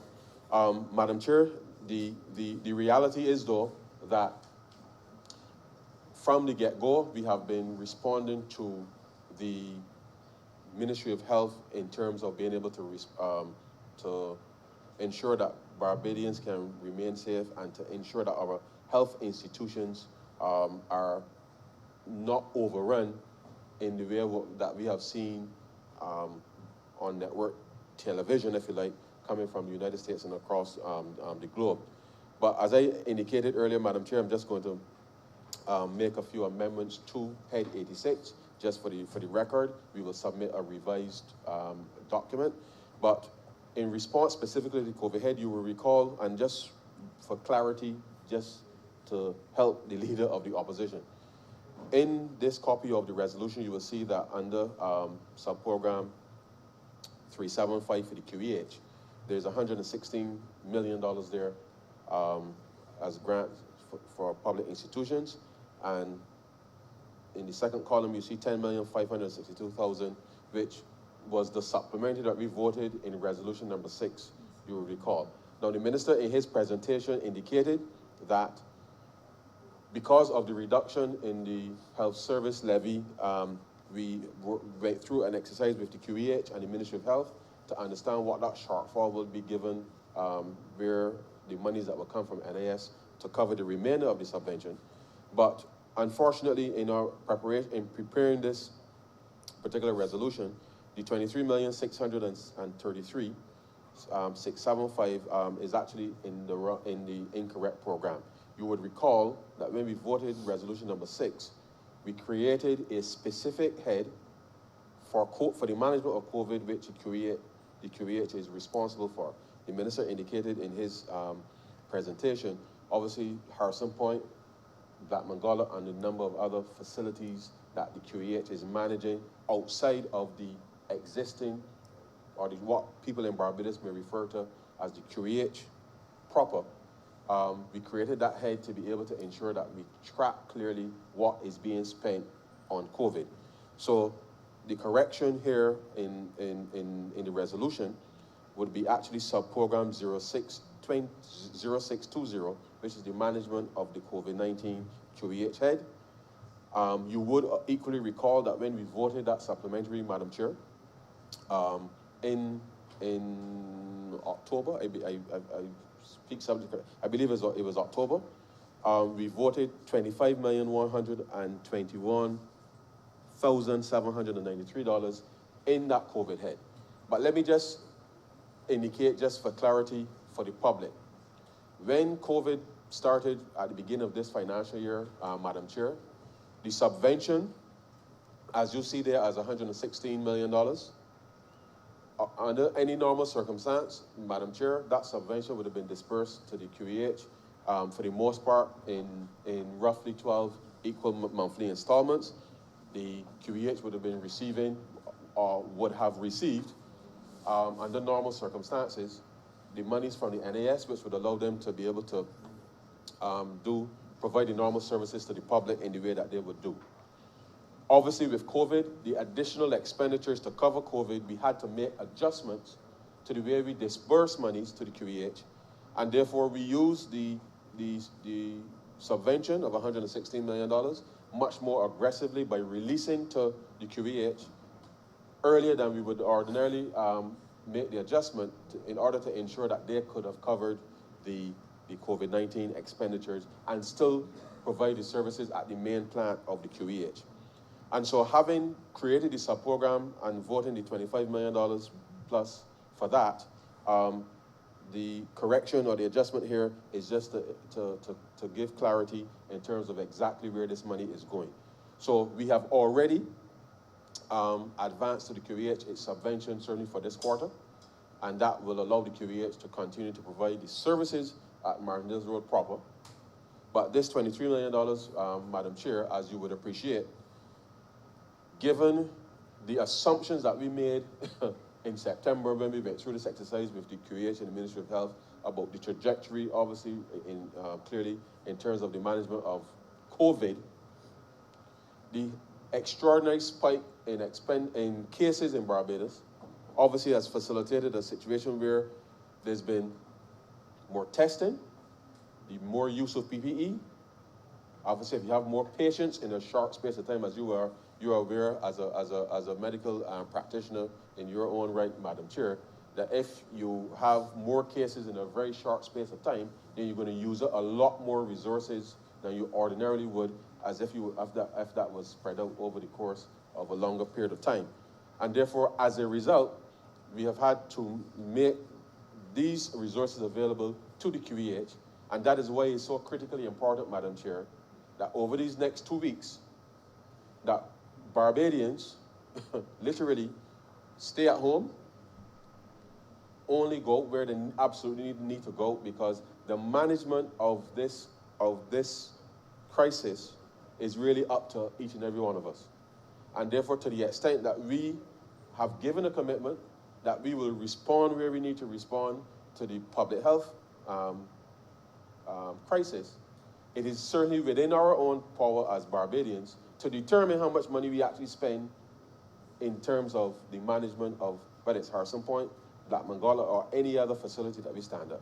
And the reality is this, Madam Chair, we would rather be spending this money in other areas of government to be able to get through this particular period of time.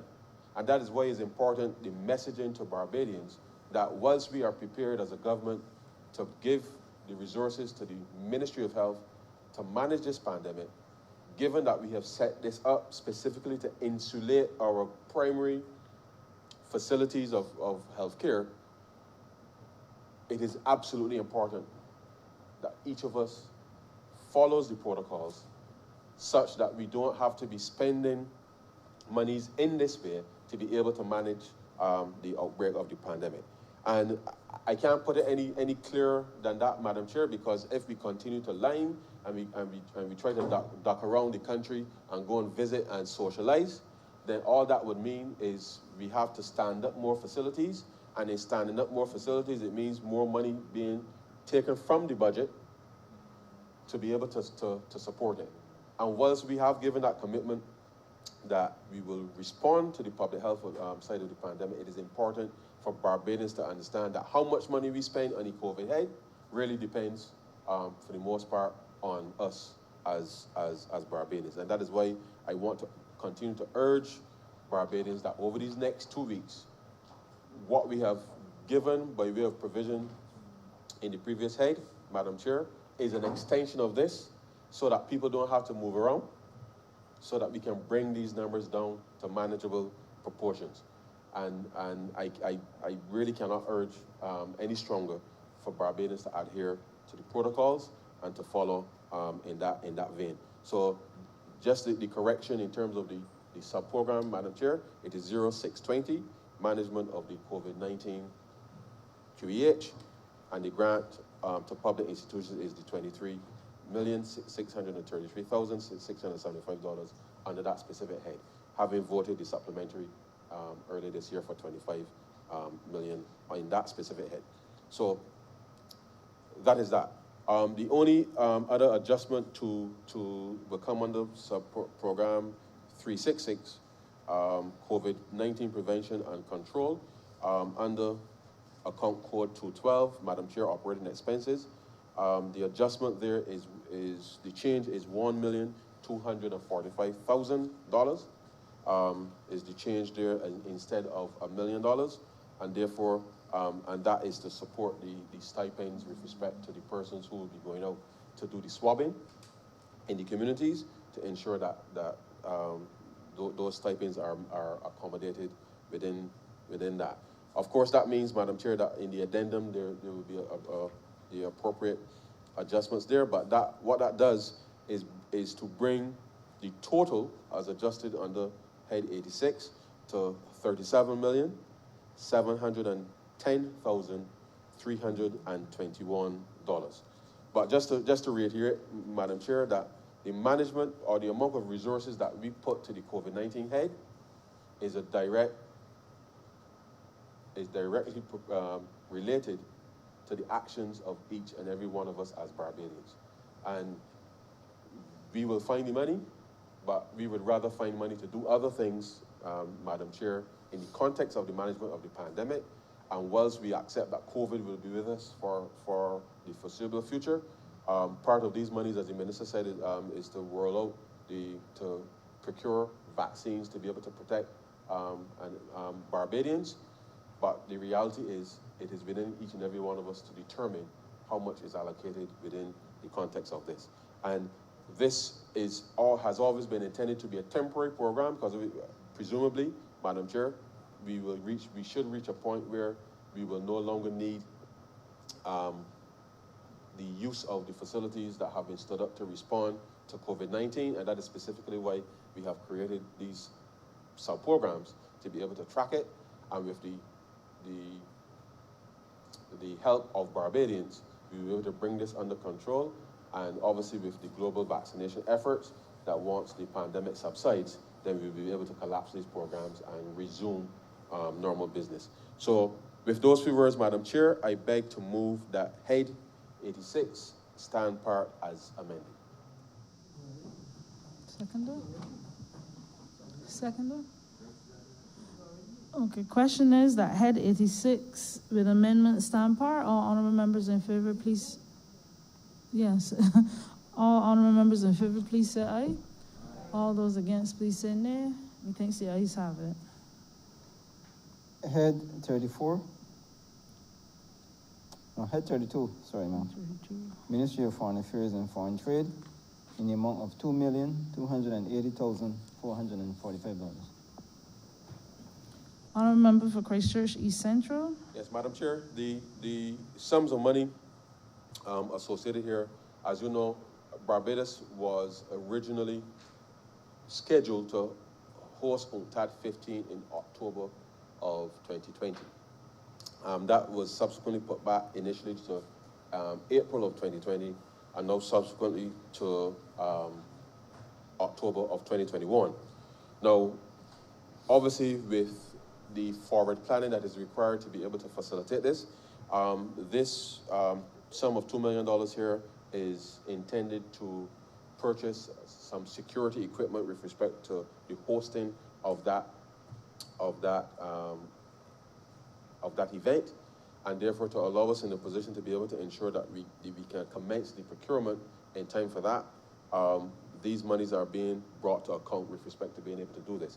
As part of the government of Barbados has already received US $500,000 from the People's Republic of China to help offset some of the costs, and we anticipate a further US $500,000 from the People's Republic of China with respect to being able to help offset some of these costs associated with this event. Now, the reality is, Madam Chair, is that we have to still forward plan with respect to the execution for when life resumes normality. We are planning, obviously, for the hosting of the event in even though on a smaller scale, later this year. We have to make provisions with respect to having already received some of the monies to be able to start the procurement with respect to that. So I beg to move then that head 32 in the amount of $2,280,445. Sorry, $280,445 stamp back.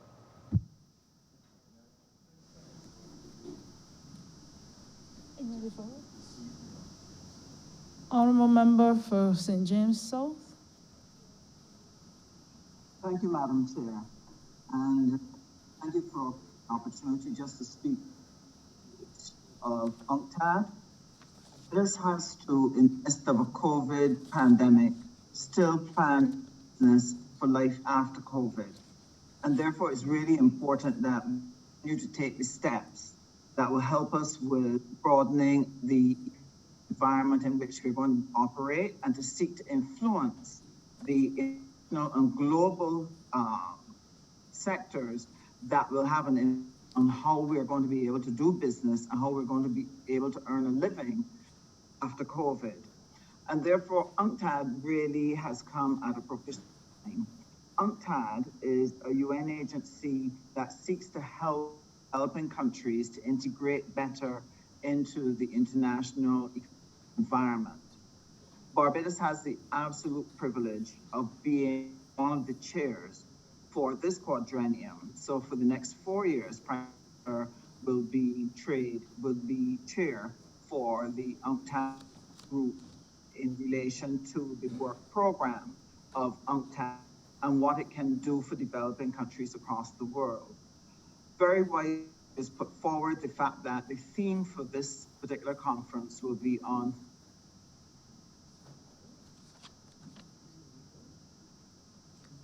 the WTO, what happens at the OECD, what happens at all the big international agencies, is that they seek to categorize countries, groupings, and based on that, they're able to determine kinds of resources those countries are likely to have.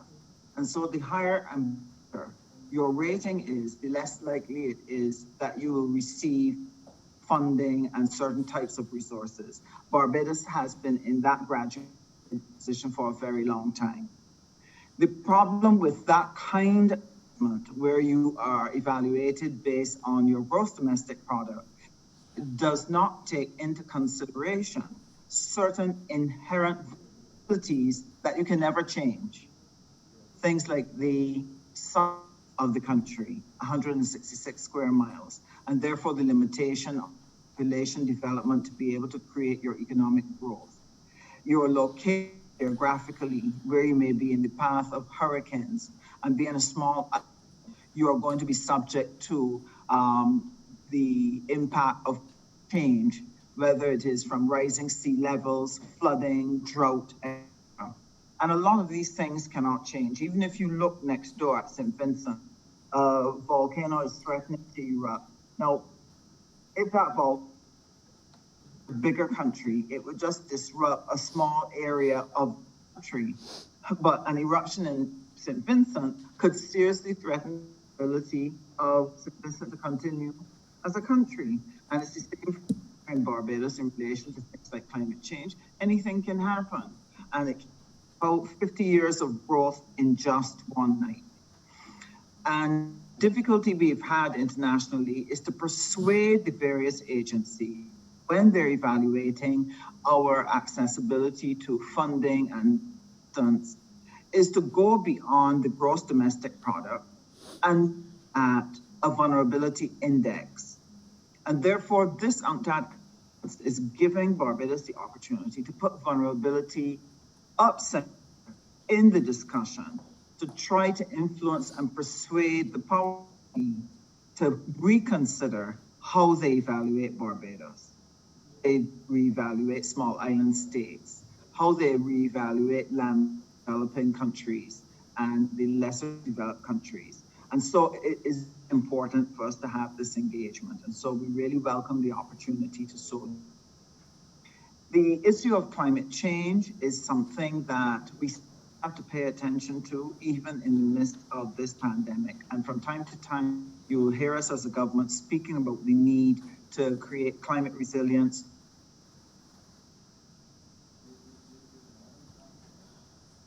climate friendly in their functioning, to be able to harden our homes so that we can withstand storms, etc., so that housing stock is not wiped out in one night.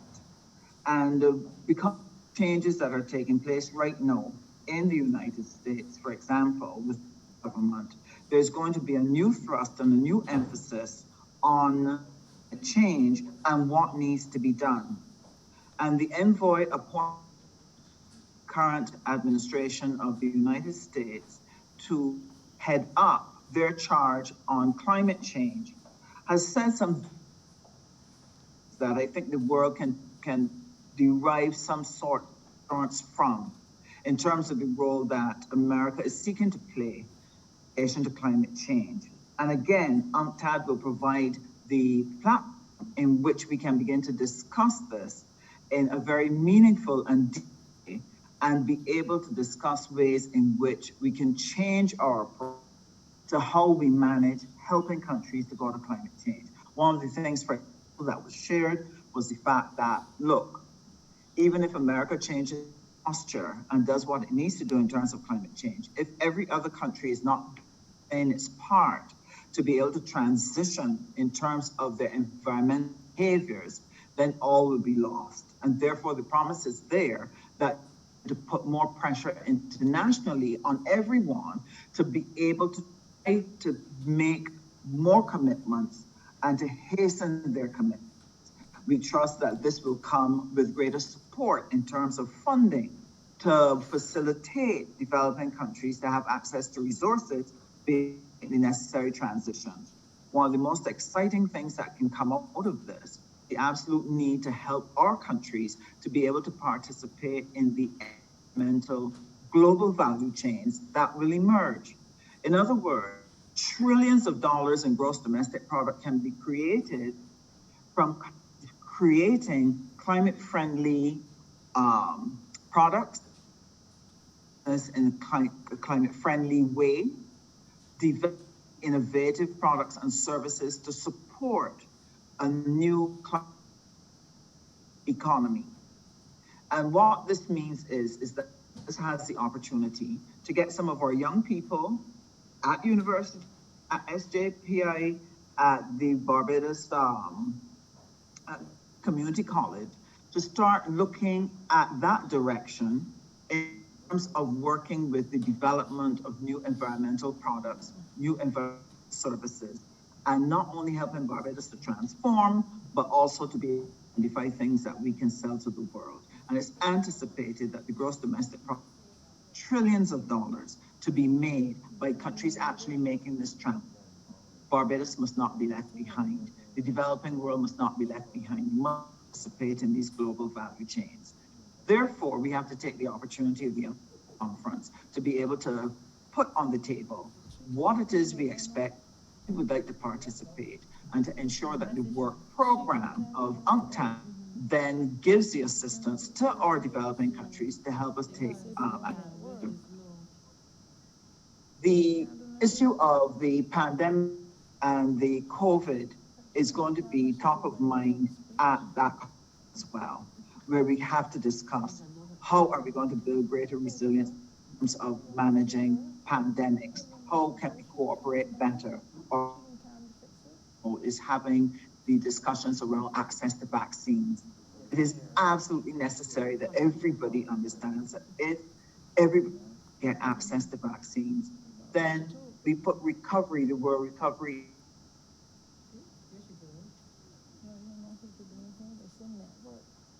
have the conference, and that we prepare our submissions, we have our discussions, and seek to influence the agenda of the program over the next 4 years of UNCTAD to be able to pay attention to these things that will be critical for laying a foundation for Barbados's future and this recovery, along with other developing nations. And so with that, Madam, thank you for the opportunity to share and to just update the country on the importance of the UNCTAD conference and the monies that we are setting aside to be able to do our preparations so that we are not only dealing with the pandemic now, but we're also dealing with our economic recovery as well, and that the government is hard at work on many different fronts, dealing with all the things that affect our families and affect our enterprises. And I thank you much for the opportunity to be able to share. Thank you, Honourable Member. Honourable Member for Christchurch East Central. Yes, Madam Chair. Let me thank the Honourable Member for St. James South. It is important to appreciate that we have to still plan for when Barbados gets through this. And as we have sought to re-engage internationally to press our advocacy with respect to vulnerability, certainly as a small open economy, we are vulnerable to a wide range of international shocks. Climate change clearly is a part of that, and to the extent that the pandemic obviously has impacted us significantly, it is worthy of every effort for us to be able to press the case for small states with respect to the vulnerability conversations, but more importantly, Madam Chair, to ensure that there is greater equity with respect to not just access to vaccines, but certainly a range of other serious issues that will still confront small states after we come with the COVID. So with those few words, Madam Chair, I beg to move that Head 32 stand by. Question is that Head 32 stand par. All honourable members in favour, please say aye.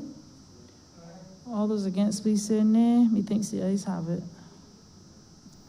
Head 34, Ministry of Finance, Economic Affairs and Investment, in the amount of $908,368.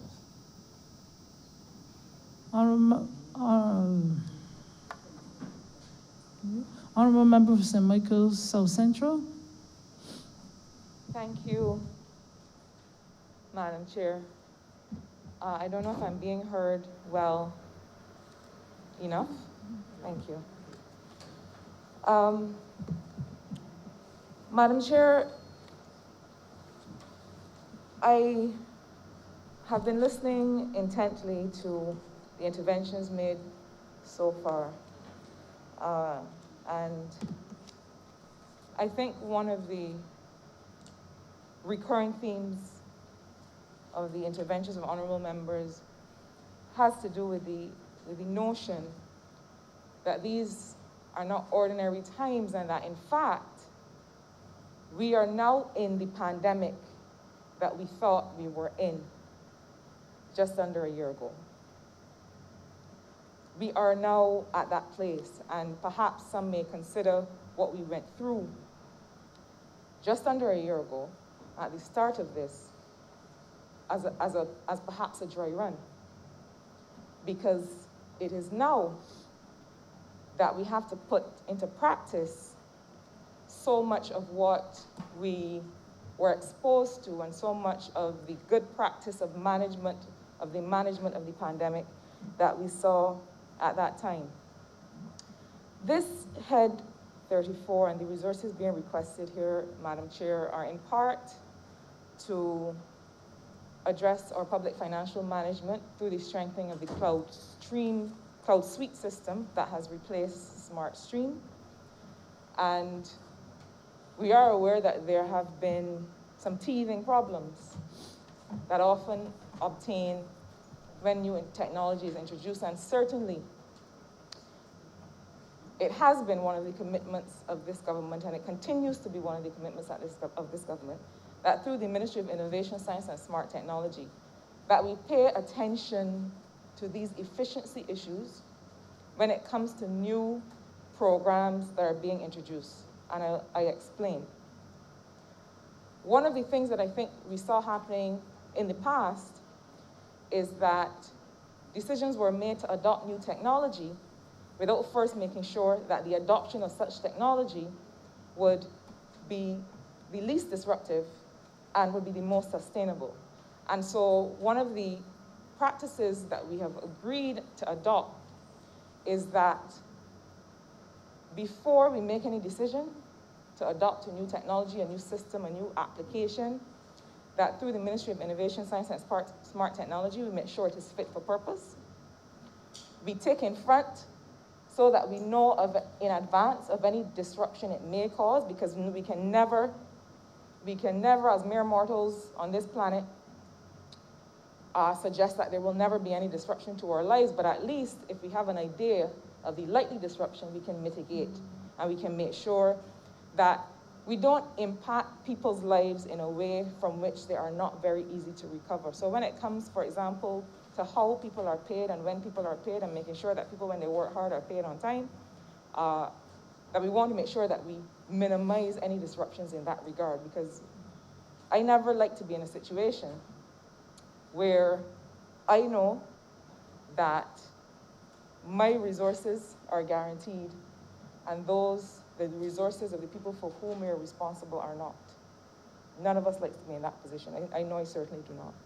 And so while there have been some challenges with the implementation of Cloud Suite, these resources are going to help us make sure that we continue to minimize and address those challenges, and that the Ministry of Finance has the wherewithal to make sure that that system continues to be strengthened and continues to be fit for purpose. The second part of these resources under this head, Madam Chair, have to do with the National Population and Housing Census. Now, Madam Chair, you can't see all of my face, but if you could, you might note a small amount.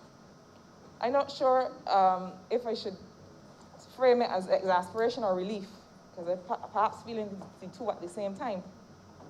The National Population and Housing Census was due in 2020. 2020 would have been the year 10 from the last 2010 census. A census is done every 10 years. We could not have done it in 2020 because we were managing COVID, and we needed to understand the circumstances under which we were operating, that we didn't know enough about the pandemic at that time before we could send people out to homes to request information. Now, I do want to say that a census of the population is a critical activity. It is not the building of a road or a school, but it does give us the information that we need, absolutely need, in order to develop policy in the name of, on behalf of the people of Barbados. As a technician in a former life, I have never been a fan of acting without evidence.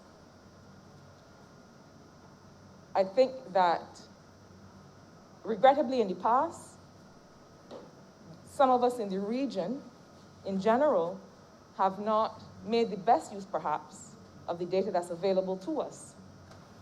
Too often, what we do is we collect information and we leave it there looking nice and being able to say that we have it, but we need to use it as the evidence base for being able to develop policy. And this is in all aspects of life and of human function. A population and housing census tells us what are people's living conditions, how people experience any range of deprivations as they go through life. It tells us the number of people who are living with disabilities, what disabilities they are living with. It gives us a range of information, Madam Chair, across those 43 questions of that instrument. We've had to move the census to 2021, but there's some other issues in the mix, Madam Chair. One of those will be the subject of another part of this debate this afternoon, and it has to do with the work that the Ministry of Innovation, Science and Smart Technology is undertaking, along with the Electoral and Boundaries Commission, to register the population of Barbados and to have a national digital identity for each Barbadian and person who lives here. So that has been established as an important project. We also now have, and has been established as an important project that is about to get underway. We also now have another very critical activity that was referenced by the member for the City of Bridgetown earlier when he spoke.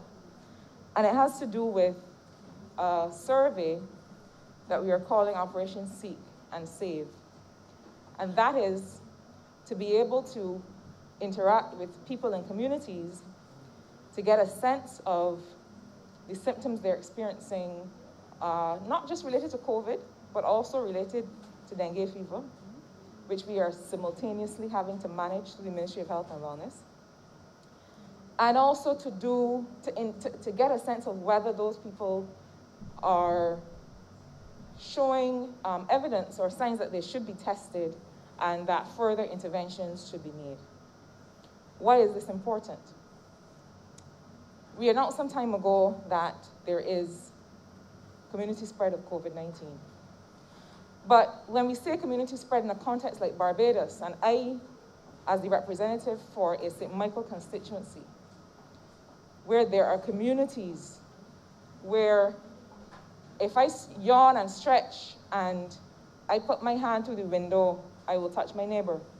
That is the way that I grew up in Haggett Hall, and that is characteristic of many of our communities in St. Michael. So when we say community spread, in communities like these, then it becomes a much graver issue than when we hear it in other jurisdictions. And so, again, as I like to say, as Bajans say, we need to take in front. We are perhaps blessed to have a population of this size that we can manage in some reasonable way, that we can have a strong sense of where people are and what they're experiencing so that we can urgently respond. And I consider that, for a country like Barbados, I consider that a blessing, because we are able to react quickly and when circumstances suggest. But, Madam Chair, you don't just get up one day and go out in the road and turn around and say that you're doing a survey. It calls for preparation. We have had to combine the talent and the energy of the University of the West Indies with some of our own technicians in the Barbados Statistical Service, in the Electoral and Boundaries Commission, in the Ministry of Innovation, Science and Smart Technology, under the leadership of the senator in the other place, the minister responsible for foreign affairs. We have been working around the clock, and I have to say thank you to the University of the West Indies and the over 360 students that they are mobilizing to help us with this effort, because it is no small feat to be able to pull this together to execute during the lockdown period, which is when we are targeting. So these resources will allow us to help mobilize some of the colleagues in the Barbados Fiscal Service to be able to give some technical support to that team from the university. But it also allows us to do something else, which gives me some relief and excitement. Cabinet recently agreed that we would establish August 1st, 2021 as Census Day in Barbados. Now, I want to say quickly before people start to get a bit alarmed about all of these surveys and all of this interaction, all of this information, that we consider this a part of one process. And I explain. We have a national registration process that is starting shortly, subject to us being able to respond appropriately to this spike in COVID cases that we're seeing. We have the Seek and Save survey, which is also a household survey. The census in Barbados in 2021 will be a continuation of that exercise. And here is one of the main things that will make it different. We are working feverishly to be able to establish for the first time a partially online census instrument. Now, this is an experiment. I believe in being able to experiment and not always to stay with color within the lines when you have the wherewithal to do so. We know that we do not want high levels of contact at this time. The students who are going out into the field and the public health officials who are going out into the field as part of the Seek and Save are going to be using the protocols that will keep them safe and will keep members of the community safe. Notwithstanding that, we do want to make sure that we are not continuously revisiting people if we don't have to. And so we are getting some help from our development partners to develop an online instrument for the census. That's not to say we will be able to do everything online, but it's going to minimize the level of contact we're going to have in the third and fourth quarter of this year as we do the very important census. And all that Census Day means is that that is the reference point for the census.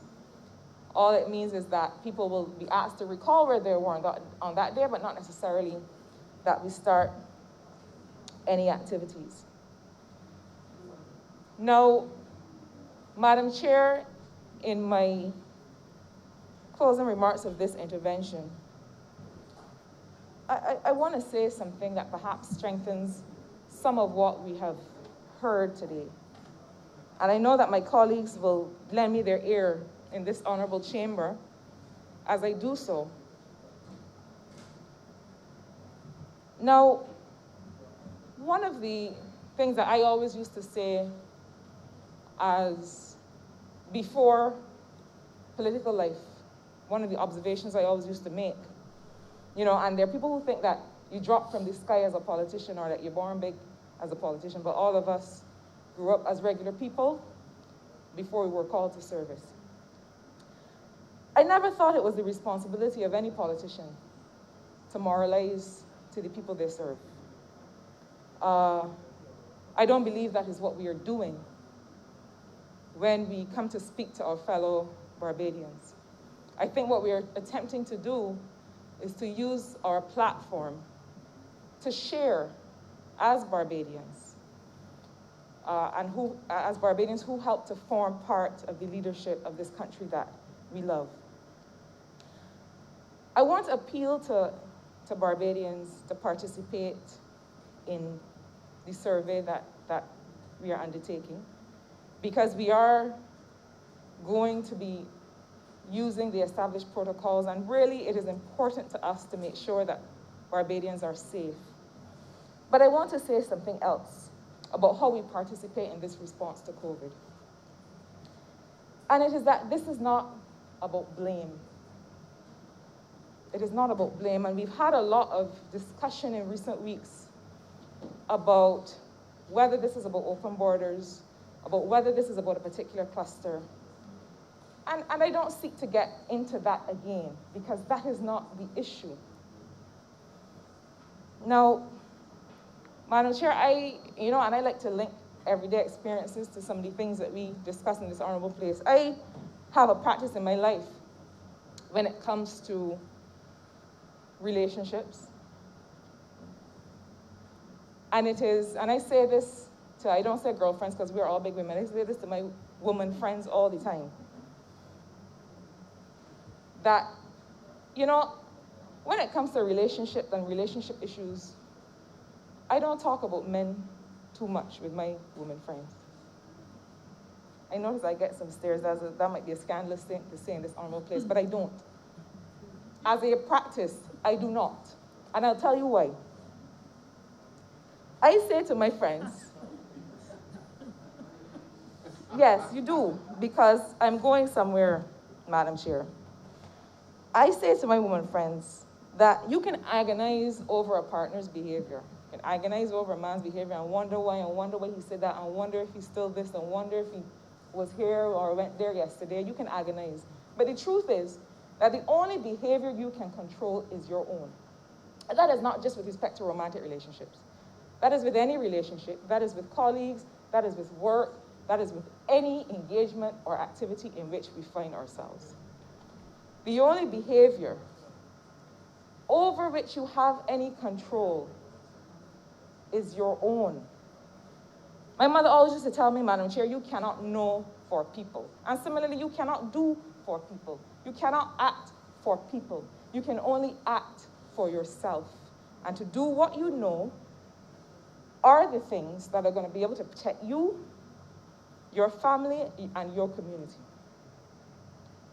Now, we lost some people to COVID-19 recently, and people may realize that there is a trend in those people who are severely affected by the disease, and that trend is that more and more, the presence of pre-existing conditions may not be the only predetermining factor to who is severely affected by the disease. This pandemic, this disease, the way it is characterized is changing.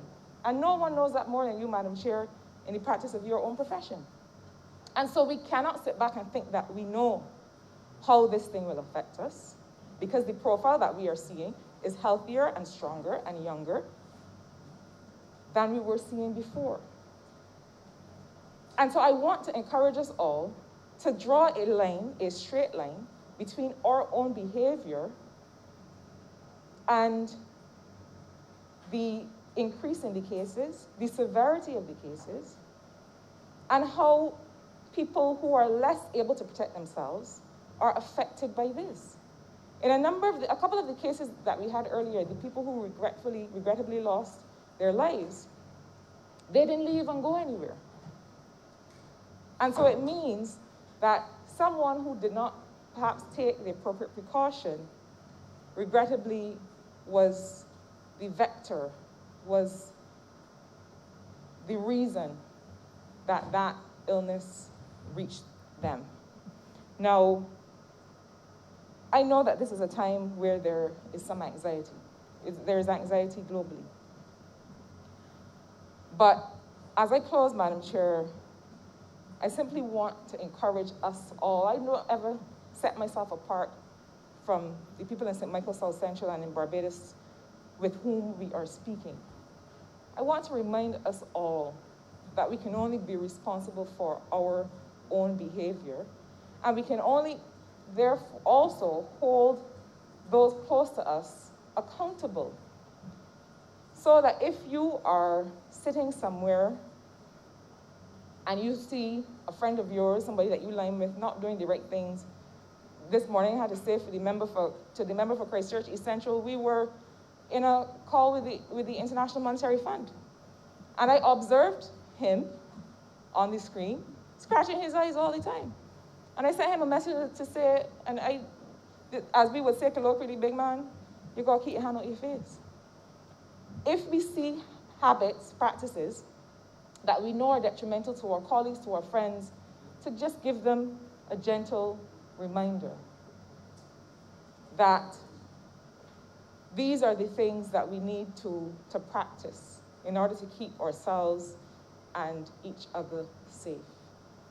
We're gonna have plenty time later as long as we can secure our health and well-being for all the liming in the world. And I'll say something further before I take my seat, Madam Chair. We have, and the member for St. James Central spoke to it at length earlier, we have put in place measures with respect to the opening of shops and mini-marts and supermarkets and the financial support that we will give to those that cannot open. But I will say this, the point of a shelter-in-place policy, which is what this pause is, it is to shelter in place. It is to stop where you are, and if you do not have to move, do not move. That's what we call it in global disasters, sheltering in place. The point of a shelter-in-place policy is to move as little as possible, not to see how you can beat the system and get around it and find the loopholes so that you can move even when you don't need to. This is for all of our protection. And supermarkets will remain open from 8 till 3, it is true. But I appeal to people that to go and get milk on Monday and cheese on Tuesday and bread on Wednesday is going to defeat the purpose of what we are trying to do. I know there are going to be people who, because of the disposable income that they have, will need to move around because they don't have the capacity to shop in advance and keep food in the house. So there are some of us that will need to move around, but for those of us who do not, I appeal to us all, make the appropriate preparation. Just because the lights are on somewhere in a building doesn't mean we need to be there. And so if we want to protect each other, those of us who do not need to be out, please do shelter in place. Please do stay where you are. Because the whole point is to minimize the movement. With my colleagues, I have done some modeling to show the difference between you actually staying put where you are and just a minimal, marginal amount of movement and the difference in spread that can make. That difference in spread translates to another hotel that may need to be stood up to deal with positive cases. That difference in spread translates to another individual that might need to be on a ventilator at Harrison Point or at another facility. You can draw a straight line. I can draw a straight line between my behavior and the impact on somebody else's health. And so with those few words, Madam Chair, I beg to move that head 34 stand part. Thank you.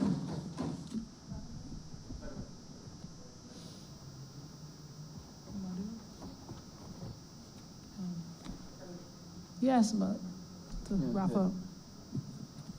This is perhaps the soonest wrap up I've ever had to do, but Madam Chair, I beg to move that head 34 stand part. Question is that head 34 stand part. All honorable members in favor, please say aye. All those against, please say no. Methinks the ayes have it.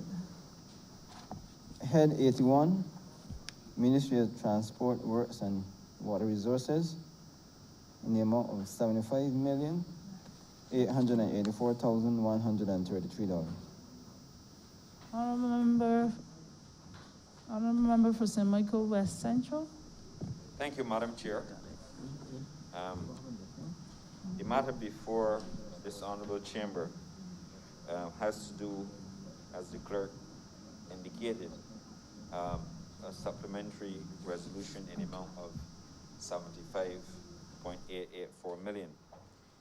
And Madam Chair, the first part relates to the IAD Road Rehabilitation Program, where the ministry is seeking a supplementary for $800,000 to complete the professional works as part of the IADB Road Rehabilitation Program. Members may be aware that the IADB sought to assist us to improve the quality of our road infrastructure, and a comprehensive road connectivity report was prepared. The program essentially was divided into 3 components: a civil works component, of which we anticipate to rehabilitate a number of roads across Barbados. The second component had to do with the institutional strengthening within the ministry itself. And the third component, which included implementation support for some $3 million. Madam Chair, the Global Roads Program is critical to the overall infrastructure program within the ministry and certainly in the country. And I might just like to tell you that as part of the that program, the government rehabilitated approximately 31 kilometers of key segments of primary road network, as well as drainage and the construction of sidewalks and culverts and other safety measures. Indeed, there were 5 sample roads. Those sample roads were completed, and we are now faced with a situation where we are left with additional 10 roads, of which we will make a determination on 6. So the amount in 800,000 is meant to supplement the professional services in respect of the IADB Global Roads Program. In respect of the Transport Board, the request for approximately 23.759 million, this has to do with the increase in subsidy to the Transport Board. As we are all aware, the country is currently in a pandemic, and as a result, ridership at the State-owned Transport Board declined, and it declined excessively. We find ourselves in a position where we need to have additional operation support, and we've come to this place to request the amounts of 23.7 million. We also have a situation where we have some outstanding trade payables, and also to complete the retrofit program that has given tremendous benefits to the Transport Board. I might also add that notwithstanding the requests that the Transport Board and the management team set out to contain its overall expenditure. And you may recall, Madam Chair, that going back to financial year 2019-2020, that the Transport Board had reduced its losses, and that is an audited figure, by some $8.39 million, compared to the previous year when they had incurred losses of $22.064 million.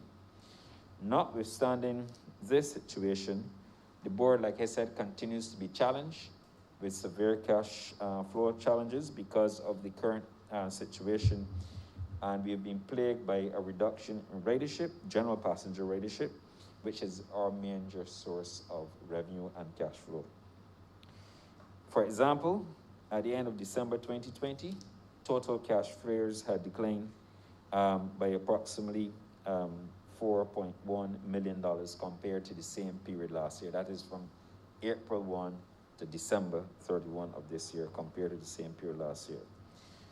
Although we've expanded the TAP program, we've been able to improve our services throughout the country. We have been able to improve the frequency of services across Barbados, and we've also added some new routes. And I think we can all agree that there's very few criticisms of the Transport Board in respect of where it's going. And I want to take this opportunity as well to thank the operators in the TAP program for their continued discipline and their service in respect to augmenting public transport in Barbados. I might also add that the electric buses that we procured, the first batch that we procured, they continue to perform very well. We've had a situation where the cost of diesel decreased by over $2 million, or 34.5% saving. We've also had, due to the performance of that fleet, a significant reduction in bus maintenance costs, especially in areas of brake, engine, and transmission changes, or replacements as referred to it. We've also had additional 23 powertrain units in the service, which contributed to a reduction in our overall expenditure. Of course, we are continuing to work on our quality assurance initiatives to enhance policies to ensure that we maximize the operating efficiency of the Transport Board units. But that notwithstanding, because of the prevailing situation, we are faced with the harsh reality that we have to pay some creditors, and this money that we are seeking sets out at 313, that's account code 313, it sets out the requirement for 23.7 million, and like I said, to pay a number of creditors. Don't need to go into the long list of creditors. Madam Chair, in respect of 416, which is the grant to public institutions, for the sum of about 24.4 million. What we're essentially doing here is bringing to book expenditure required for the additional purchase of the 14 electric buses. As you are aware, we bought the first 33 units. We are now in the process of getting ready to finalize those units to be shipped to Barbados. And the requirement here is to facilitate the payment to those entities, BYD. As we all know, the electric buses continue to perform well. We don't have any complaints whatsoever in respect of the electric buses. The performance, I must tell you, is admirable. And I believe that Barbadians would join and support me in saying that that those electric buses, certainly that they have transformed the public transport landscape in addition to having zero emissions in Barbados. They're doing very well, and I believe that our communities are very happy with the performance of those electric buses. We anticipate we should have the additional 14 electric buses in Barbados no later than the beginning of July. And once those are here, they will be on the road to complement the existing fleet. And as we move to an electric fleet, what it does for us at the Transport Board, and the ministry certainly, is to ensure that we continue to reduce the losses associated with the Transport Board.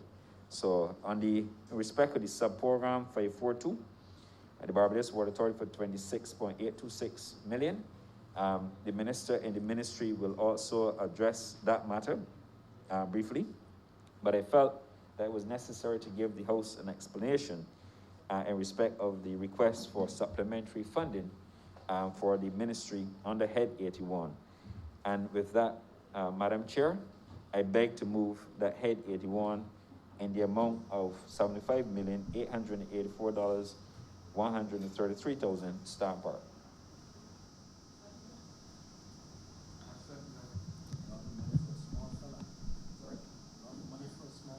Honorable Member for St. John.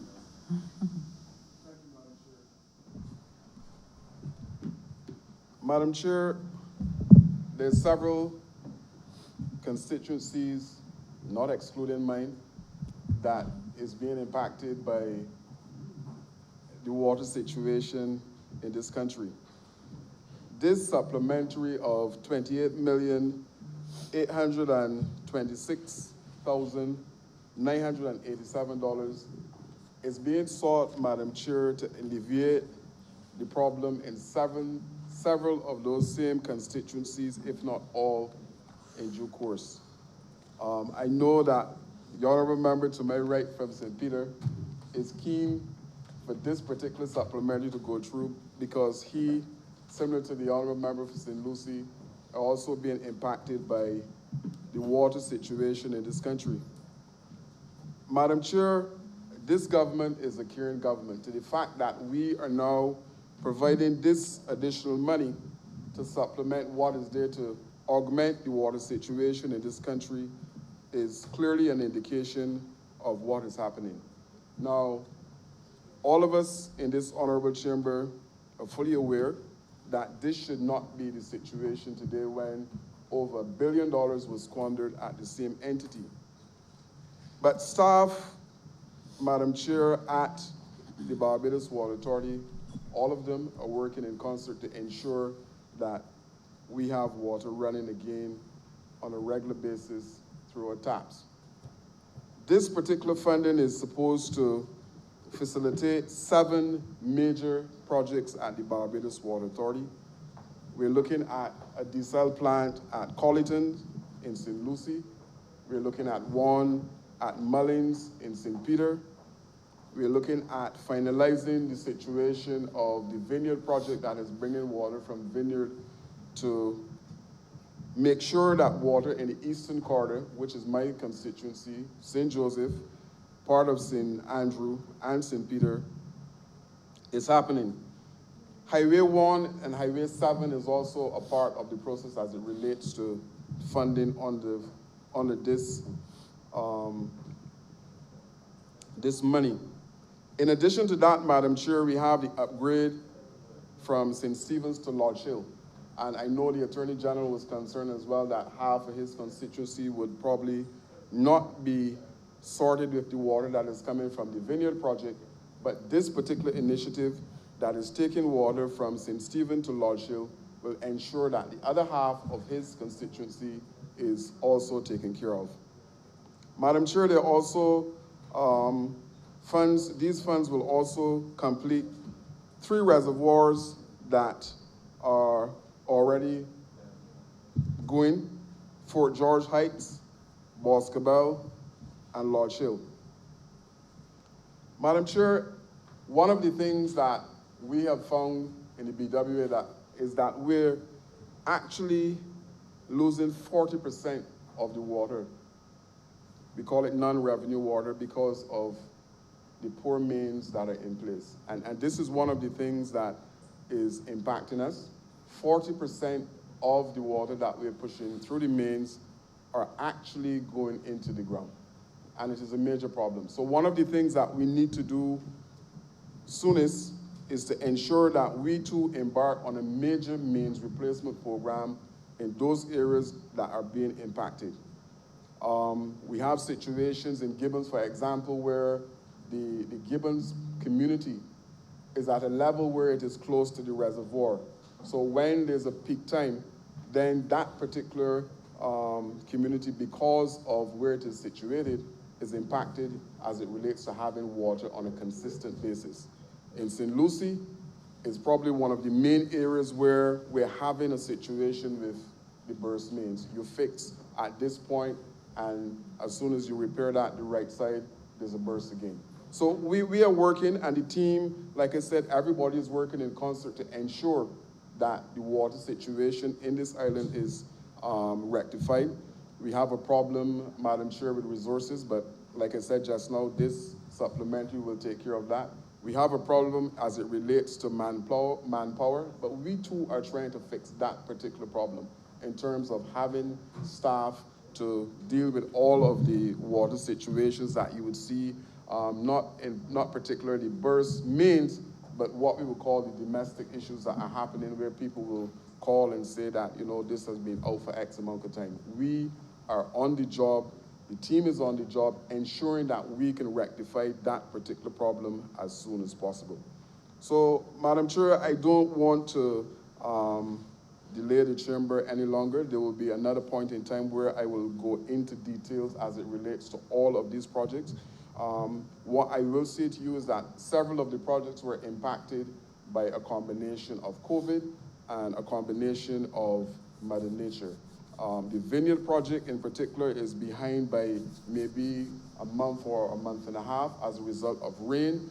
It is behind as a result of the contractors who came in to manufacture or to construct those 2 7,000-gallon storage tanks at Mount Pleasant. They had to be quarantined. So like I said, there's a combination of Mother Nature and Vineyard and COVID that impacted the work at that particular location. In a similar vein, we have also had that particular problem on Highway 1, but I don't want to go into that.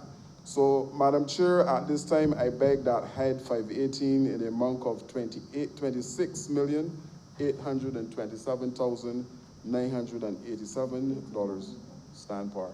Head 81. Sorry? You says Head 18, it's Head 81. Head 81, I'm sorry. Question is that Head 81 stand par. All honorable members in favor, please say aye. All those against, please say nay. Methinks the ayes have it. Head 83, Ministry of Agriculture, Food Security.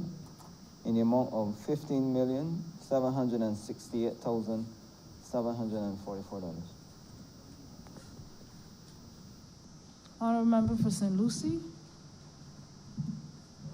Madam Chair,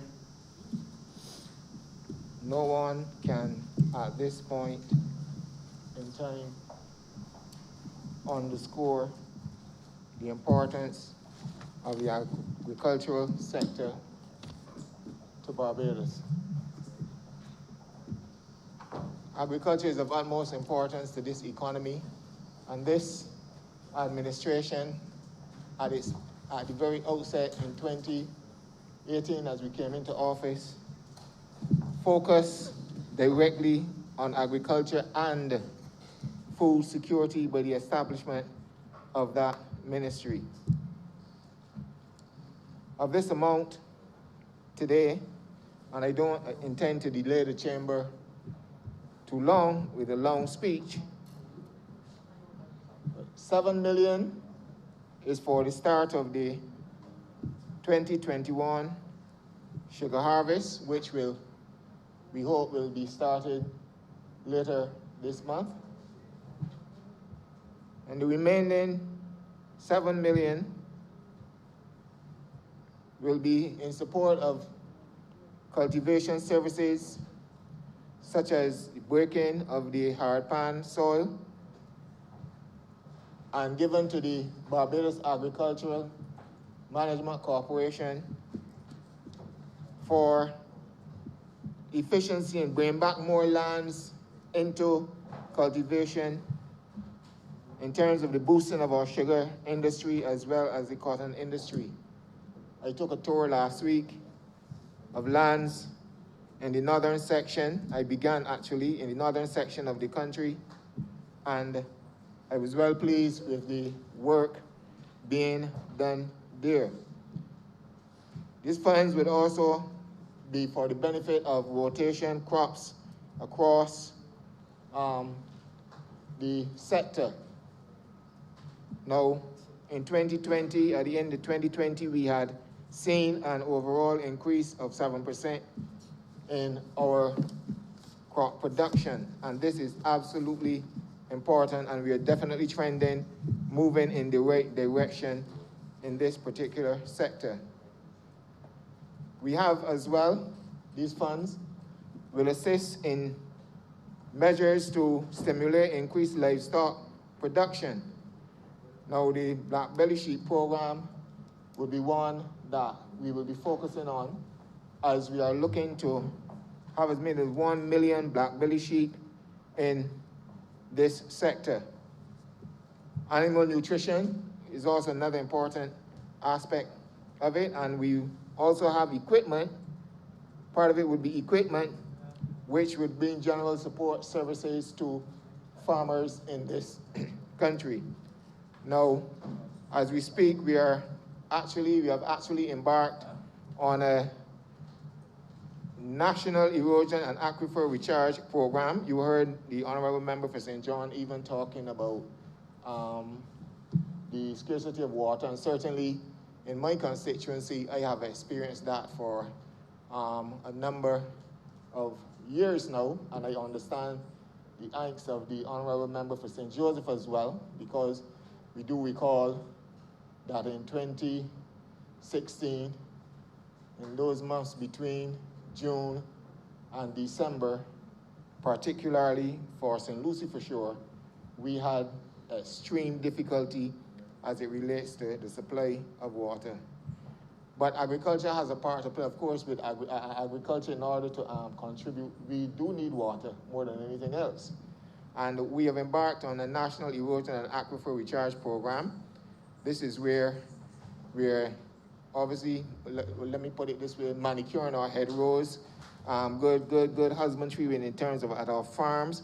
We also, a very important aspect of this will be the cleaning of some 75 plantation wells to allow for the catching of water when we have these significant amount of rainfall, which perhaps certainly we experienced last year in certain sections of the country, both in 2020 and in 2019. And I want to say that we are heading in the right direction, and we intend to use these funds absolutely wisely, because Barbados needs the agricultural sector to flourish, and to flourish well in this particular kind of environment, but even beyond this. And so, Madam Chair, with these few words, I beg to move that Head 83 in the amount of 15,768. 15 million. 15 million, sorry. 15,768,000. What was the other? 768,700 stand park. 744. Seconder. Question is that Head 82 in the amount of $15,768,744 stand par. All honorable members in favor, please say aye. All those against, please say nay. Methinks the ayes have it. Just remind members that we have 20 more minutes left in the session.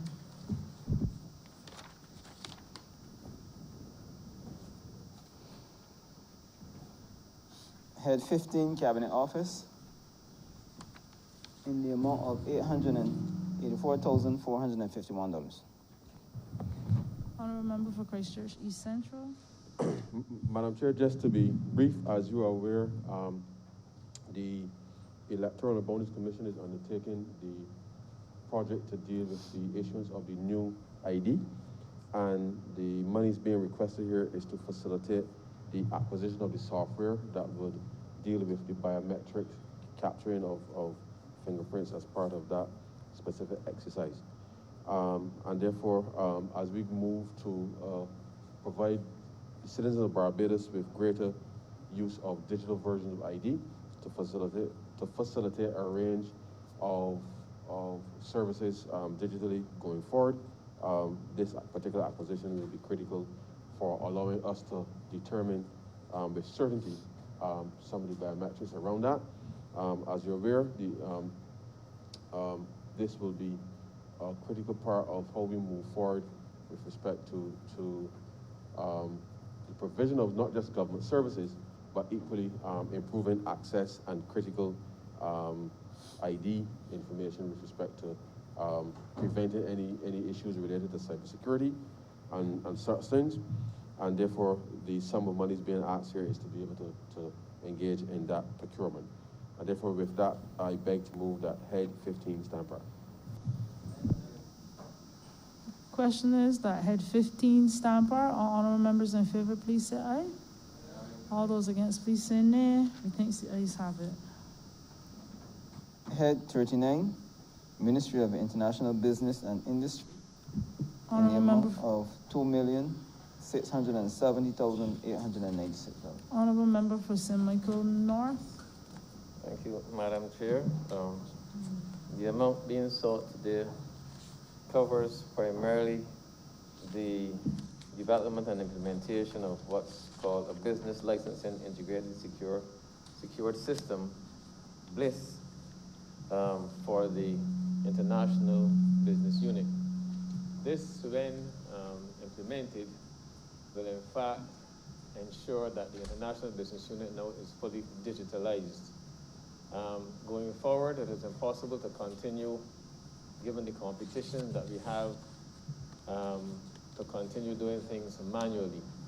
At present, all applications received for licenses or for renewal of licenses are all processed manually.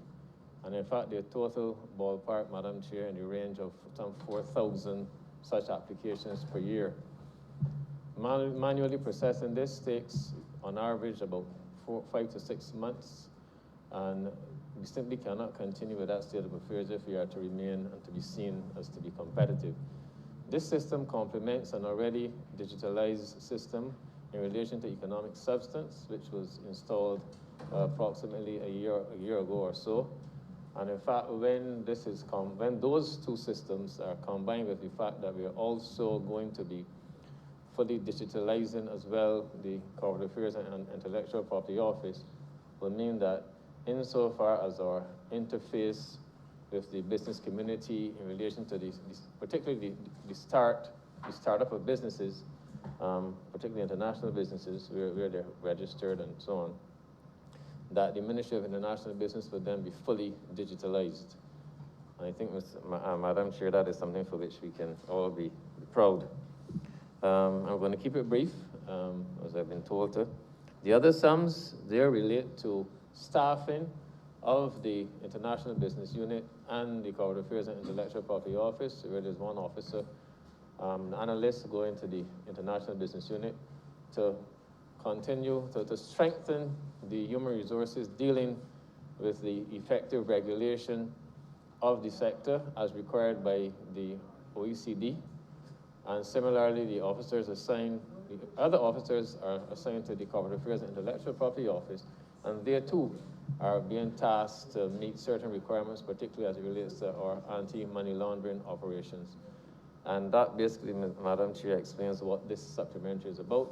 And with those few words, using the executive summary approach as opposed to the full text approach, I beg to move that Head 39 stand part. Question is that Head 39 stand part. All honorable members in favor, please say aye. All those against, please say nay. Methinks the ayes have it. Head 82, Ministry of Environment and National Beautification, in the amount of $2,974,400.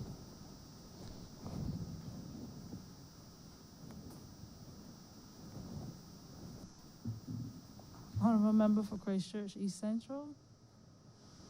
Sorry, sorry, Madam Chair, the sums of money being requested here under this head relates to the retirement benefits associated with the National Conservation Commission, and to the extent that the Commission has had,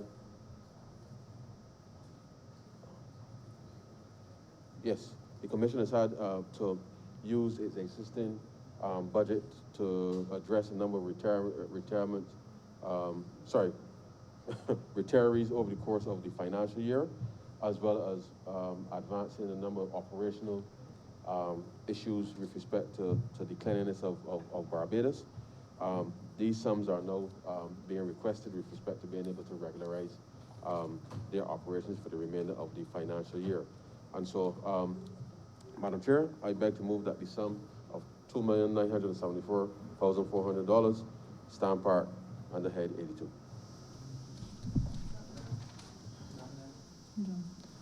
Question is that Head 82 stand part. All honorable members in favor, please say aye. All those against, please say nay. Methinks the ayes have it. Head 93, Ministry of Housing, Land and Maintenance, in the amount of $23 million. Honorable member for Christchurch West. Thank you very much, Madam Chairman, for the opportunity to contribute to this debate. These sums of monies have varying uses. The one to me that is of primary importance, of course, is to be able to build some quads, which are essentially apartment blocks that have 4 units for rental.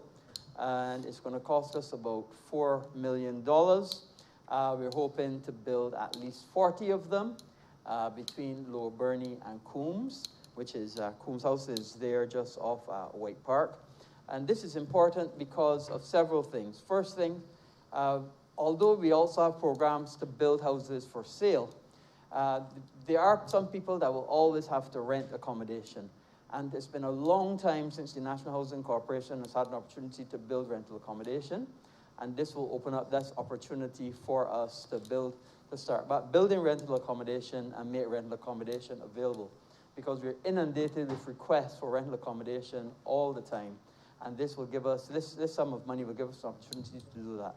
More important than that, building the rental accommodation, however, Madam Chair, what this also does is gives us an opportunity to put people back to work. And this is critical at this time. The COVID pandemic is a double crisis.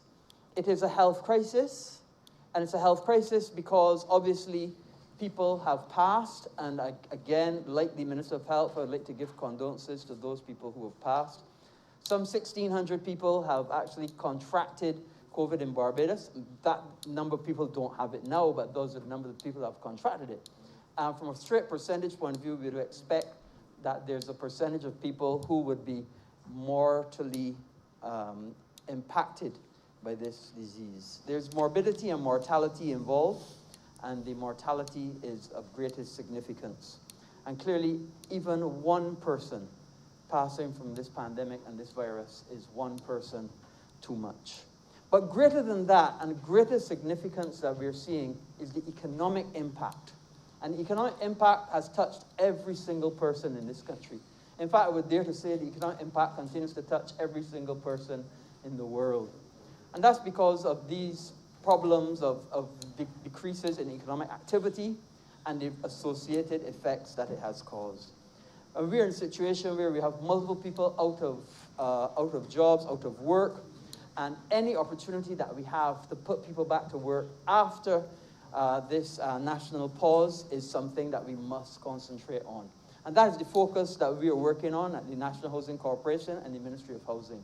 And all of the majority of this money that we're voting for, first this to build the quads, then we have money for relocation, 306. Then we have money also in there, 5 million, to continue the National Housing Corporation, the work of the corporation. And then there's 7 million in there as well to pay for rents, because we've had to expand our rental capacity as more and more people need space to be able to move around, accommodate government businesses. So all of this money is focused at putting people back to work, jumpstarting the economy as soon as the national pause has come to end, and let's hit the ground running as soon as we're back to work. I beg to move, Madam Chair, that this sum of money, and also there's a change. I saw that 22 million was in there, but it actually should be, when I total it up, it should be 23 million. So as amended, it should be 23 million that this amount is voted for. So now ask that head, that 23 million, stand part.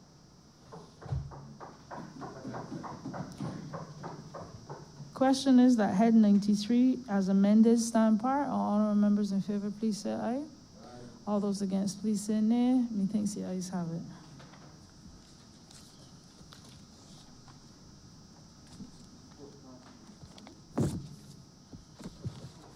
Madam Chair, I beg to move that you do now report to His Honour the Speaker the passing of one money resolution in Standing Finance Committee. Question is that I do not report to His Honour the Speaker the passing of one money resolution in committee. All honourable members in favor, please say aye. All those against, please say nay. Methinks the ayes have it.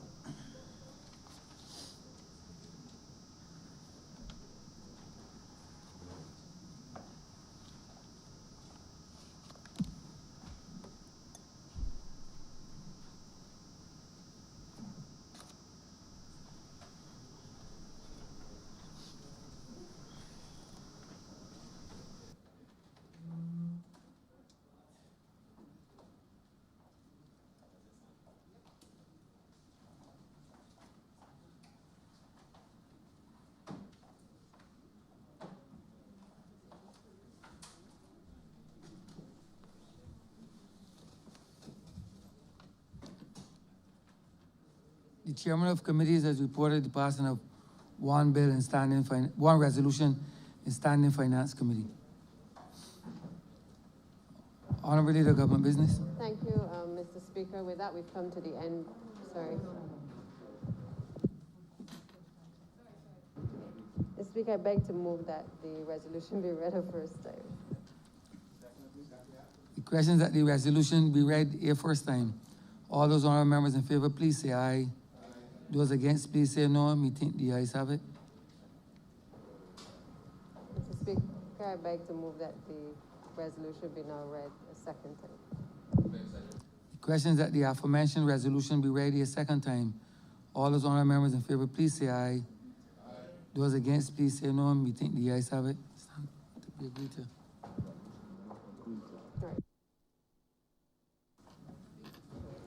Mr. Speaker, I beg to move that the resolution be now agreed to.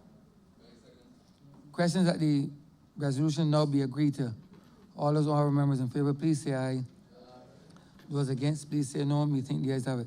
This resolution stands passed. Mr. Speaker, with that, we've come to the end of today's sitting. I beg to move the adjournment of the House until the 23rd of February at 10 a.m.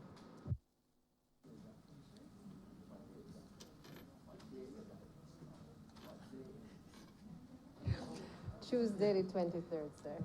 The question is that this honorable chamber stands adjourned until the 23rd of February at 10 a.m. in the forenoon. All those honorable members in favor, please say aye. Those against, please say no. Me think the ayes have it. This honorable chamber stands adjourned until Tuesday, the 23rd day of February at 10 a.m. in the forenoon.